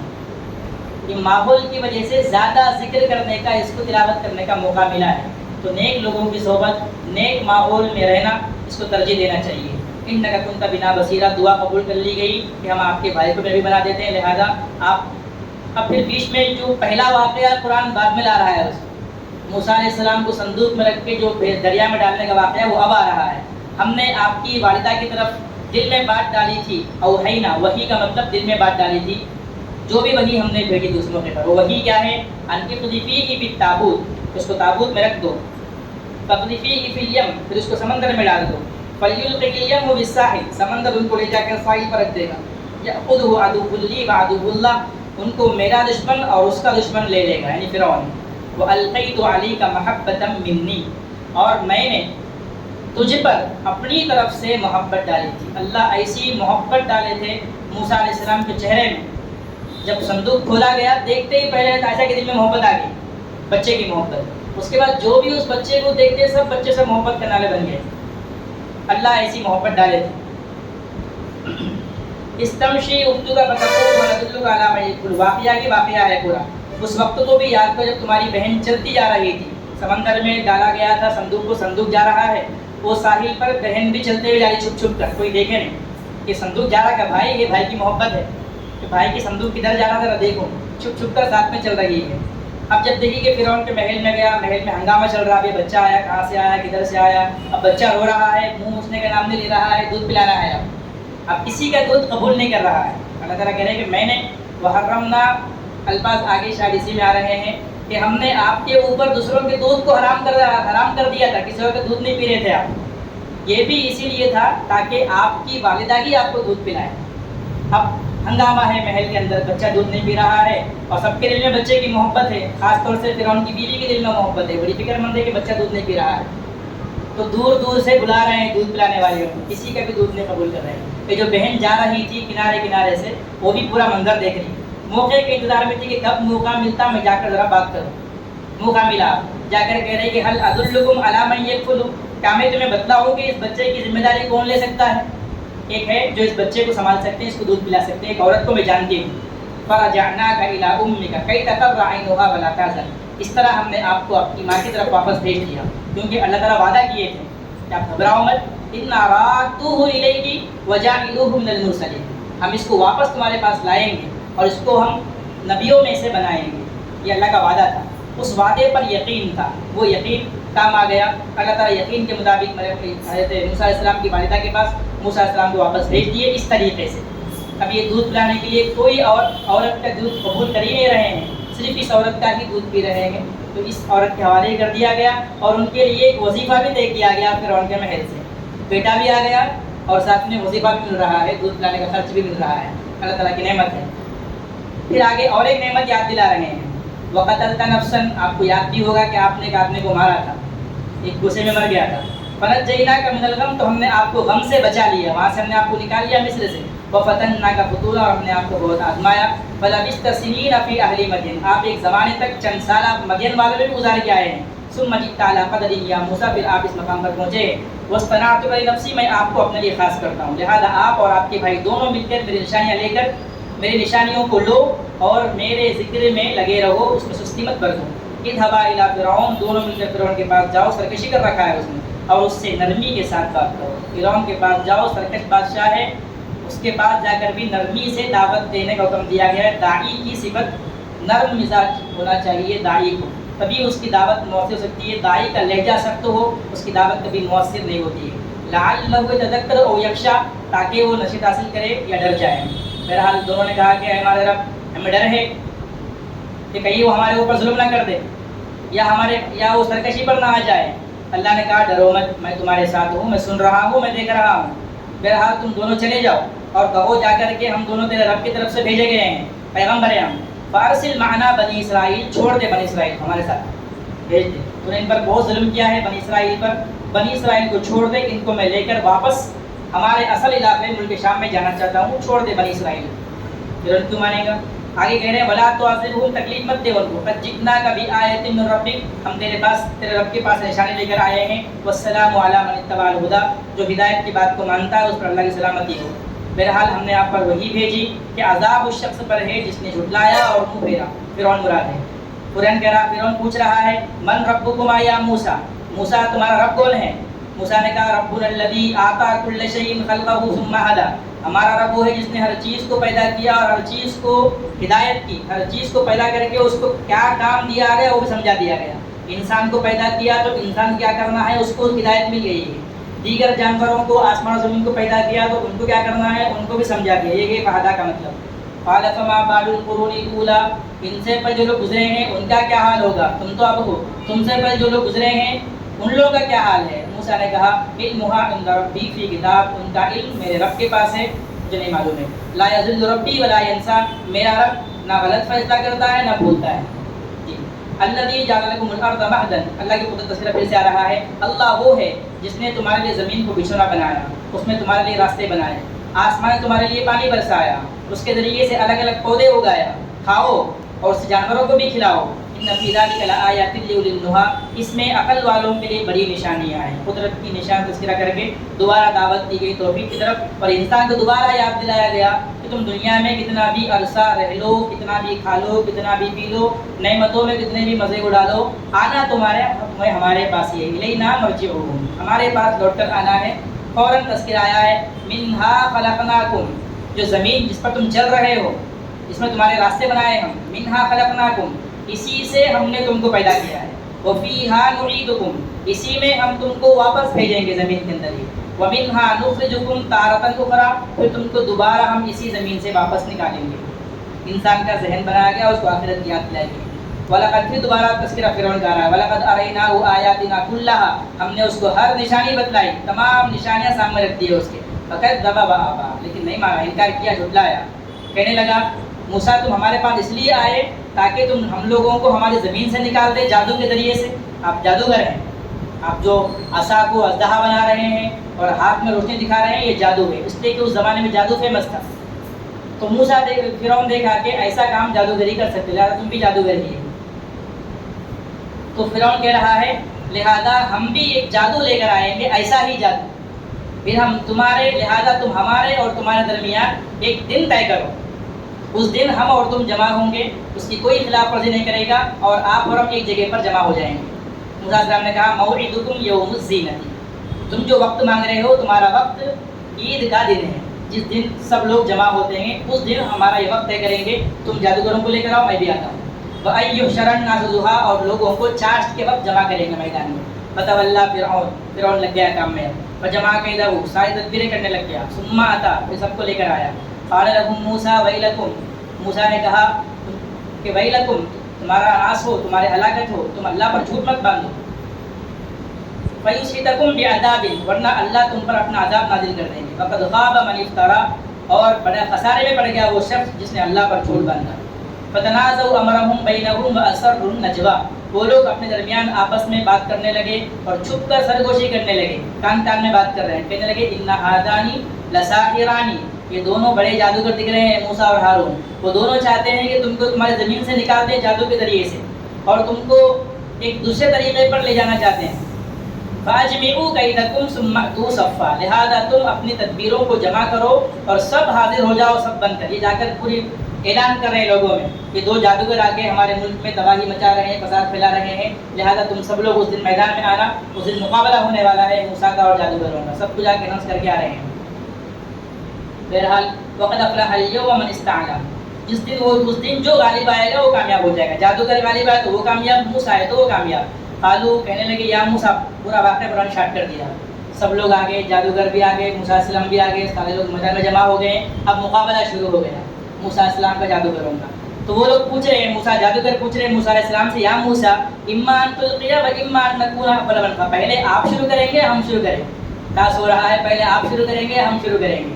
موسیٰ علیہ السلام بل القوا, چلو پہلے تم شروع کرو. تم جب شروع کریں گے تمہاری بات جب کھل کے سامنے آ جائے گی, جب حق سامنے آ کر ختم کرے گا تو پھر باطل کی کوئی حیثیت باقی نہیں رہے گی. اس لیے پہلے تم شروع کرو, بعد میں میں کروں گا اپنا کام. قال بل القوا, تم ڈال دو. فإذا حبالهم وعصيهم, تو ان کی رسیاں اور ان کی لاٹھیاں جو میدان میں ڈالے تھے وہ لوگ, يخيل إليه من سحرهم أنها تسعى, جادو کی وجہ سے ایسا لگ رہا تھا کہ وہ میدان میں دوڑ رہی ہیں. موسیٰ علیہ السلام کے دل میں تھوڑا سا ڈر آیا. طبعی خوف ہے, اس سے پہلے بتایا طبعی خوف, فطری خوف ہر انسان میں ہوتا ہے. موسیٰ سے ہم نے کہا کہ ڈرو مت, لا تخف, موسیٰ ڈرو مت, انک انت الاعلی, آپ ہی غالب آنے والے ہیں, آپ ہی بلند رہنے والے ہیں, آپ ہی کی شان ہونے والی ہے. وَأَلْقِ مَا فِي يَمِينِكَ, آپ کے دائیں ہاتھ میں جو لاٹھی ہے اس کو ڈال دو آپ. تلقف ما صنعوا, یہ ان کے سارے سانپوں کو نگل لے گا.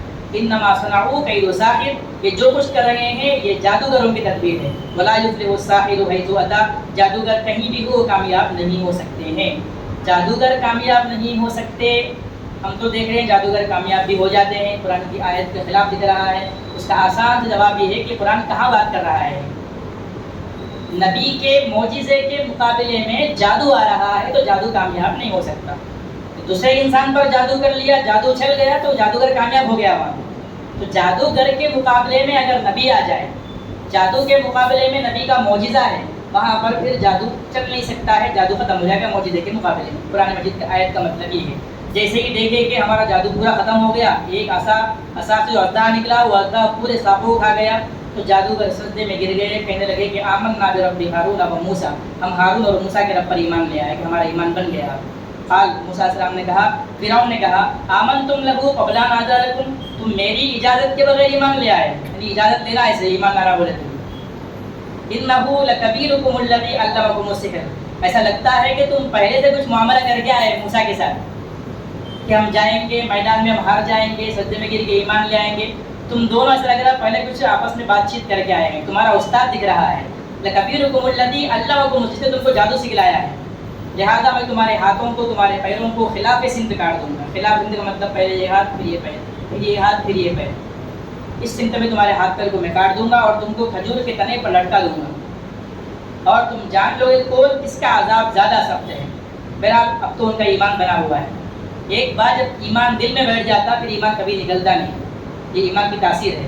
اس لیے یہ لوگ فرعون اتنی دھمکیاں دیا تو کہہ رہے ہیں کہ لن نؤثرک علی ما جاءنا من البینات والذی فطرنا فاقضی ما انت قاض، ہم تجھ کو ہرگز ترجیح نہیں دیں گے، جو نشانیاں ہمارے پاس آئی ہے اللہ کی طرف سے اس پر ہم تجھے ترجیح نہیں دیں گے، ہم جس پر ایمان لے آئے اسی پر ہمارا ایمان ہے، تیری بات ہم ماننے والے نہیں ہیں۔ فاقضی ما انت قاض، تو جو کرنا چاہے کر لے، یہ الفاظ ہے فاقضی ما انت قاض، تو جو کرنا چاہے کر لے۔ انما تقضی هذه الحیات الدنیا، تو اتنا ہی کر سکتا ہے کہ دنیا کی زندگی ختم کر سکتا ہے، اتنا ہی تو ہے، کاٹ دیا، لٹکا دیا، قتل کر دیا تو زندگی چل جائے گی دنیا کی، باقی وہاں جو زندگی ہے وہ تو وہاں تو کچھ بھی بگاڑ سکتا ہے۔ انما انا آمنا بربنا، ہم تو ایمان لا لی ہے ہمارے رب پر تاکہ ہمارے خطاؤں کو وہ معاف کرے، اور جس جادو پر تو نے ہم کو مجبور کیا تھا، تو لے کر آیا جادو کرانے کے واسطے ہم کو یہاں پر مجمع میں میدان کے اندر، تو جس پر تو ہمیں مجبور کیا اس سے بھی تو جادو سے بھی توبہ کرتے ہیں، اللہ ہماری جادو کو بھی معاف کر دے، ہمارے گناہوں کو بھی معاف کر دے، اس لیے ایمان لے کر آئے ہیں۔ واللہ خیر وابقا، اللہ بہتر ہے اور باقی رہنے والا ہے، لہذا ہم اللہ پر ہی ایمان رکھیں گے۔ اور تذکرہ دوبارہ تذکرہ بیچ میں آ رہا ہے قیامت کا، بے شک جو اپنے رب کے پاس مجرم بن کر آتا ہے اس کے لیے جہنم تیار ہے، لا يموت فیہا ولا یحیا، جس میں وہ مرے گا بھی نہیں جیے گا بھی نہیں، یعنی ایسی زندگی وہاں رہے گی کہ آدمی مرنا چاہے تو مرتا نہیں، جینا چاہے تو بھی جیتا نہیں، مطلب کہ بڑی سخت زندگی ہوگی، اس کو بتانے کے واسطے قرآن کے الفاظ یہ ہیں۔ اور جو ایمان کی حالت میں اپنے رب کے پاس آتا ہے اور نیک کام بھی کیا ہوا ہے تو اس کے لیے درجات العلا، اونچے اونچے درجے اللہ جنت میں تیار کر کے رکھے ہیں، آگے تذکرہ اسی کا ہے۔ جنات عدن تجری من تحتها الانہار، اس کے لیے ہمیشہ رہنے والے باغات ہیں جس کے نیچے نہریں بہ رہی ہوں گی، اس میں وہ ہمیشہ رہیں گے۔ وذالک جزاء من تزکا، یہ اس شخص کا بدلہ ہے جو اپنے آپ کو سنوار لیا، جو اپنے آپ کو پاک کر لیا گناہوں کے میل سے، اللہ کی نافرمانی کے میل سے، اللہ تعالیٰ کا فرما بردار بندہ بن گیا، اس بندے کے لیے یہ بدلہ ہے کہ اونچے درجات جنت میں اس کے لیے تیار کر کے رکھے ہوئے ہیں۔ ایک واقعہ یہاں پر پورا ہو گیا، فرعون اور موسیٰ علیہ السلام جادوگروں کا واقعہ پورا ہو چکا ہے، اگلا لوگ شروع ہو رہا ہے، اس میں بھی اور ایک واقعہ ہے، وہ واقعہ ہے موسیٰ علیہ السلام کو حکم دیا گیا تھا کہ اب لے کر نکلو بنی اسرائیل، بہت ظلم ہو چکا ہے فرعون کا، اب زیادہ ظلم برداشت نہیں کر سکتے ہیں، اب موسیٰ علیہ السلام کو حکم دیا گیا کہ آپ بنی اسرائیل کو لے لو اور راتوں رات نکل جاؤ۔ فَأَسْرِ بِعِبَادِي لَيْلًا إِنَّكُمْ مُتَّبَعُونَ، سورہ دخان 25ویں پارے میں آیا ہے، میرے بندوں کو لے کر راتوں رات نکل جاؤ، وہ لوگ آپ کا پیچھا کریں گے، کرنے دو، ہم بتائیں گے ان کو۔ وَلَقَدْ أَوْحَيْنَا إِلَىٰ مُوسَىٰ، ہم نے وحی بھیجی موسیٰ کے پاس کہ أَسْرِ بِعِبَادِي، میرے بندوں کو راتوں رات لے کر نکل جاؤ، فَاضْرِبْ لَهُمْ طَرِيقًا فِي الْبَحْرِ يَبَسًا لَا تَخَافُ دَرَكًا وَلَا تَخْشَىٰ، پورا واقعہ حذف کر دیا قرآن مجید، لے کر نکلے موسیٰ علیہ السلام، راستہ بھٹک گئے تھے، اب چلے گئے، سامنے سمندر ہے، پیچھے لشکر فرعون کا، اس موقع پر آئے، اس موقع کی بات ہے، فَاضْرِبْ لَهُمْ طَرِيقًا فِي الْبَحْرِ، ان کے لیے سمندر میں راستہ بنا دیجیے لکڑی مار کر، یابساً خشک راستہ، یبساً لا تخاف درکن ولا تخشا، آپ کو کوئی پکڑے جانے کا ڈر بالکل نہیں رہے گا، نو ٹینشن جائیے، آپ کو فرعون پکڑنے والا نہیں ہے، لگ تو رہا ہے کہ آپ کے پیچھے آ رہا ہے، یہ لوگ جو راستہ بنا تھا اس راستے پر جا رہے ہیں، فرعون بھی آیا اس راستے پہ، کچھ دور تک پیچھے پیچھے آ رہا ہے، ایسا لگ رہا کہ وہ بھی پار کر کے ادھر پکڑ لیں گے ہم کو، لیکن ہوا کہ آپ فَأَتْبَعَهُمْ فِرْعَوْنُ بِجُنُودِهِ، فرعون نے ان کا پیچھا کیا لشکر کے ساتھ، فَغَشِيَهُمْ مِنَ الْيَمِّ، تو سمندر ان پر چھا گیا، ما غشیہم، فَأَضَلَّ فِرْعَوْنُ قَوْمَهُ وَمَا هَدَىٰ، فرعون نے اپنی قوم کو بھی گمراہ کر دیا اور خود بھی ہدایت پر نہیں آیا، وما هَدَىٰ، خود بھی ڈوبا، دوسروں کو بھی ڈوبا دیا، ہم تو ڈوبے سنم، تمہیں بھی ڈوبیں گے والا حالت کر کے جو ہے فرعون سب کو ڈوبو دیا ہے۔ یا بنی اسرائیل، اب نعمت یاد دلا رہے ہیں، یہ بڑا انعام ہے، تو دشمن کو تمہاری آنکھوں کے سامنے ہم نے ہلاک کر دیا ہے، تمہارے سامنے ڈبو دیا ہم نے دشمن کو، بڑا انعام ہے۔ چند دن پہلے فجر کی باقی تفصیل میں ایک بات بتایا تھا، میں وہ بات دوبارہ دہرا دو، اللہ تبارک و تعالیٰ کی یہ سنت ہے کہ انبیاء کے دشمنوں کو انبیاء کی آنکھوں کے سامنے سزا دیتے ہیں، دشمن کو آنکھوں کے سامنے ہارتا ہوا دیکھنا، دشمن کو آنکھوں کے سامنے برباد ہوتے ہوئے دیکھنا، یہ خوشی کی چیز ہے، اور یہ خوشی ہونا بھی چاہیے، اس میں یہ کوئی بری چیز نہیں ہے۔ اب دیکھیے، آپ غور کیجئے پچھلے انبیاء کے ساتھ، حضرت نوح علیہ السلام ہے، ان کی قوم ان پر ایمان نہیں لائی، نافرمان قوم تھی، دشمن بن گئی قوم، اللہ تعالیٰ نوح علیہ السلام کے سامنے ہی پوری قوم کو طوفان میں ڈبا دیے، جو ایمان ان کو بچا کر لے گئے۔ حضرت لوط علیہ السلام ہے، لوط علیہ السلام کے ساتھ جو ایمان لے آئے وہ لوگ تو بچ گئے، اور جو گنہگار تھے، نافرمان تھے، ان لوگوں کو اٹھا لیا گیا، پٹک دیا گیا، آسمان سے ختم کر دیے گئے. ان کے سامنے ہی ہوا، موسیٰ علیہ السلام کی نظروں کے سامنے، لوط علیہ السلام کے سامنے یہ واقعہ پیش آیا ہے. اسی طریقے سے حضرت صالح علیہ السلام ہو، حضرت ہود علیہ السلام ہو اور شعیب علیہ السلام ہو، ان سب کی بستیوں کو ان کے نظروں کے سامنے ہی تباہ کر دیا گیا، دشمن کو سامنے ہلاک کیا گیا. تو ایک چیز، اللہ تعالیٰ نبیوں کے دشمنوں کو ان کے سامنے ہلاک کرنے کا جو ضابطہ رکھے ہیں انبیاء کے ساتھ، وہ ضابطہ ابھی بھی برقرار ہے. ہمارے ذہنوں میں ایک سوال آتا ہے کہ یہودیوں کو آج تک سزا کیوں نہیں ملی؟ قرآن تو بار بار کہہ رہا ہے کہ ضربت علیہم الذلۃ والمسکنۃ، ان کے اوپر ذلت ٹھوک دی گئی ہے، تھوپ دی گئی ہے، ان پر جو ہے مسکنت غریبی تھوپ دی گئی ہے. لیکن دیکھ رہے ہیں کہ ذلت میں کہا تو بڑی عزت میں دکھ رہے ہیں، غریبی کا تو پورے فائنانس سسٹم ان کے پاس ہے، پورے بینکوں کے مالک تو یہودی بنے ہوئے ہیں.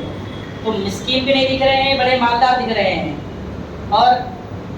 اور جو ہے کوئی ذلت بھی نہیں دکھ رہی ہے، عزت دکھ رہی ہے ان کو. تو پورے ملکوں میں خوف ہے ان کا، پوری برٹش کانپ رہا ہے اسرائیل سے. کوئی آگے بڑھ کر دوسرے فلسطین کے اور حماس کی مدد کرنے کو آگے نہیں بڑھ رہا ہے، اسرائیل کے خوف سے تو ہو رہا ہے. بہرحال بظاہر دکھنے میں ہم ایسا لگ رہا ہے کہ لوگ عزت میں کیوں ہے، سزا کیوں نہیں ملی ان کو اب تک؟ قرآن کا وعدہ ہے. تو اللہ تبارک و تعالیٰ، ایک تو جواب اس کا بہت آسان ہے کہ یہ عزت اور ان کی جو دولت ہمیں دکھ رہی ہے یہ انڈیپینڈنٹ نہیں ہے، یہ کوئی خود ان کا ذاتی کمال نہیں ہے. یہ امریکہ، فرانس اور دوسرے جو یورپین کنٹریز ان کے پیچھے کھڑے ہوئے ہیں اس کی وجہ سے یہ ناچ رہا ہے.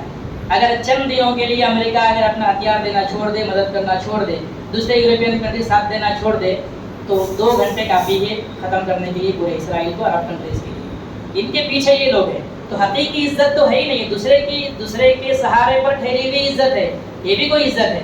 حقیقی عزت تو وہ ہے کہ جو اپنے بلبوتے پر، اپنے پیروں پر کمائی ہوئی عزت کو عزت بولتے ہیں. کہ دوسروں کے سہارے پر کھڑی ہوئی کوئی عزت ہی نہیں ہے. ایک جواب تو اس کا سمپل ہے، آسان.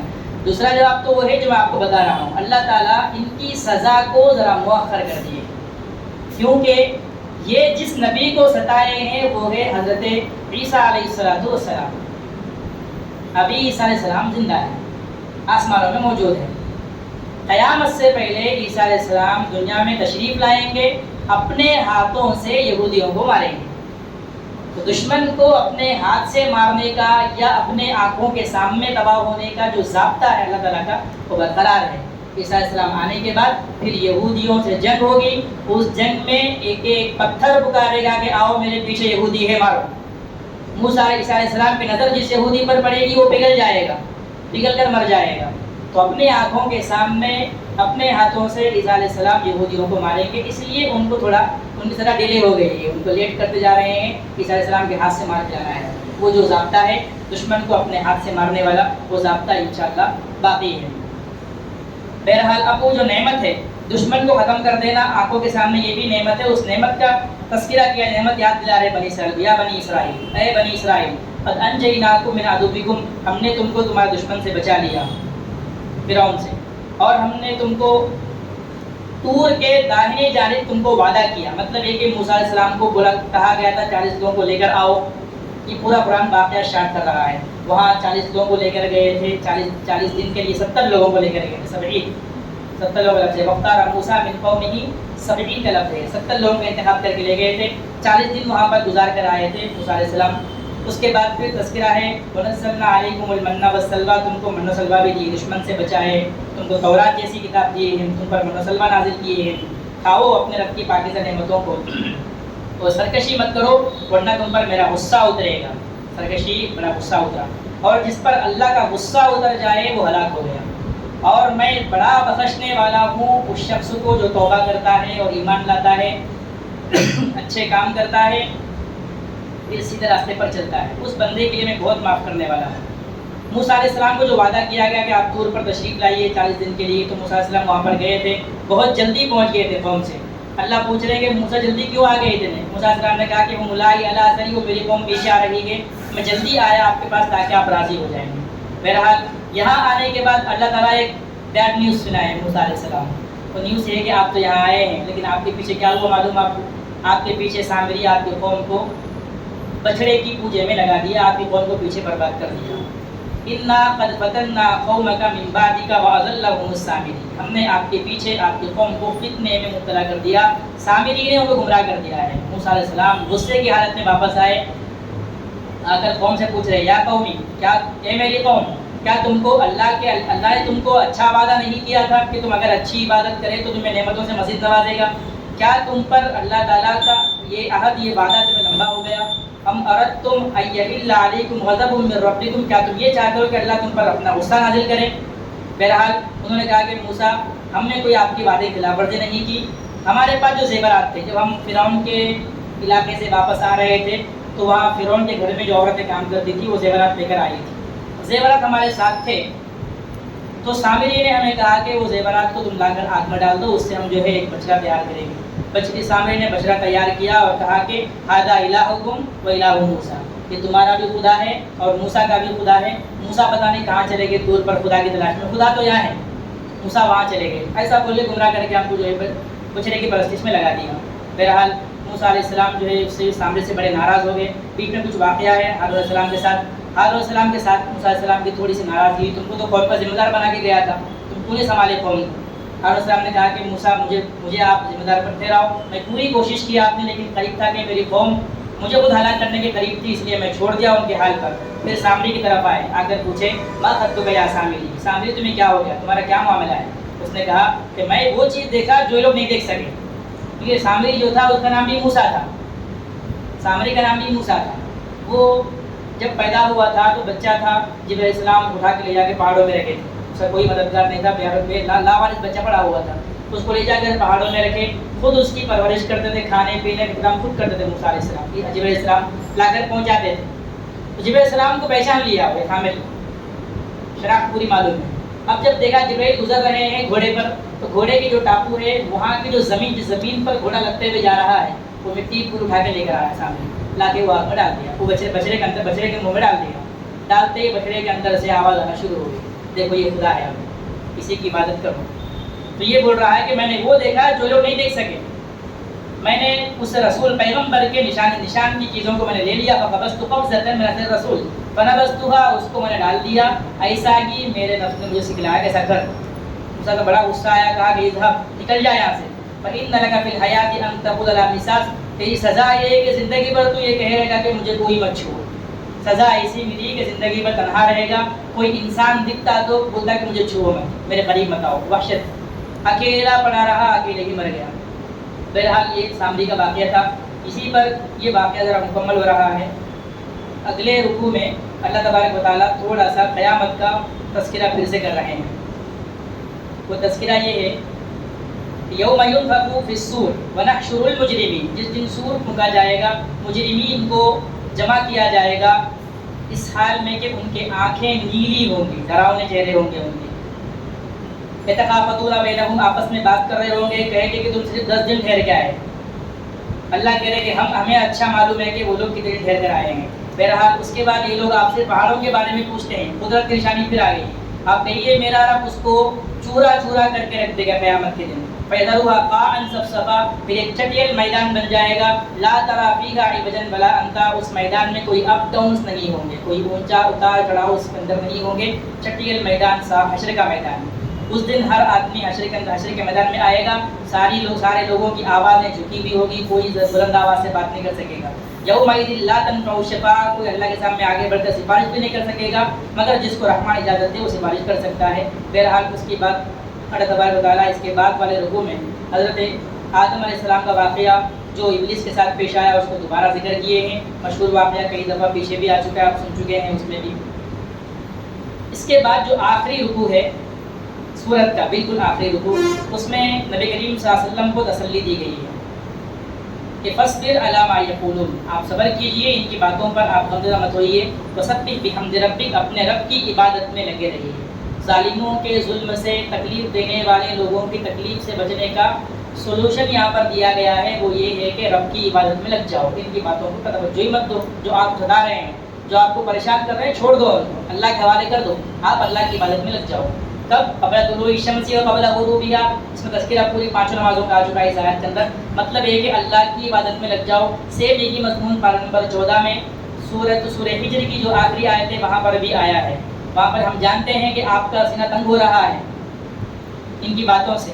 فسبح بحمد ربک وکن من الساجدین. آپ اپنے رب کی تسبیح بیان کیجیے اور سجدے کرتے رہیے, اللہ کی عبادت کرتے رہیے. وَاعْبُدْ رَبَّكَ حَتَّىٰ يَأْتِيَكَ الْيَقِينُ. اور موت تک اپنے رب کی عبادت کرتے رہیے. یہ بولنے کے بعد آگے کہا جا رہا ہے آپ تو عبادت کرنا ہی ہے آپ کو, لیکن وَأْمُرْ أَهْلَكَ بِالصَّلَاةِ. آپ عبادت کرتے ہوئے اپنے گھر والوں کو بھی نماز کا حکم دیتے رہیے. صرف اپنی جنت مت بنائیے, دوسروں کی, اپنے گھر والوں کی بھی فکر کیجیے.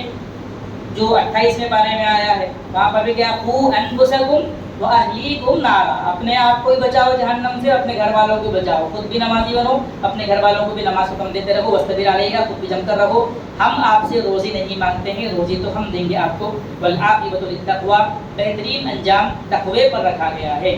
اس کے بعد آخر میں کہا گیا نبی کریم صلی اللہ علیہ وسلم کو, ان سے کہیے آپ فتربصوا, تم انتظار کرو.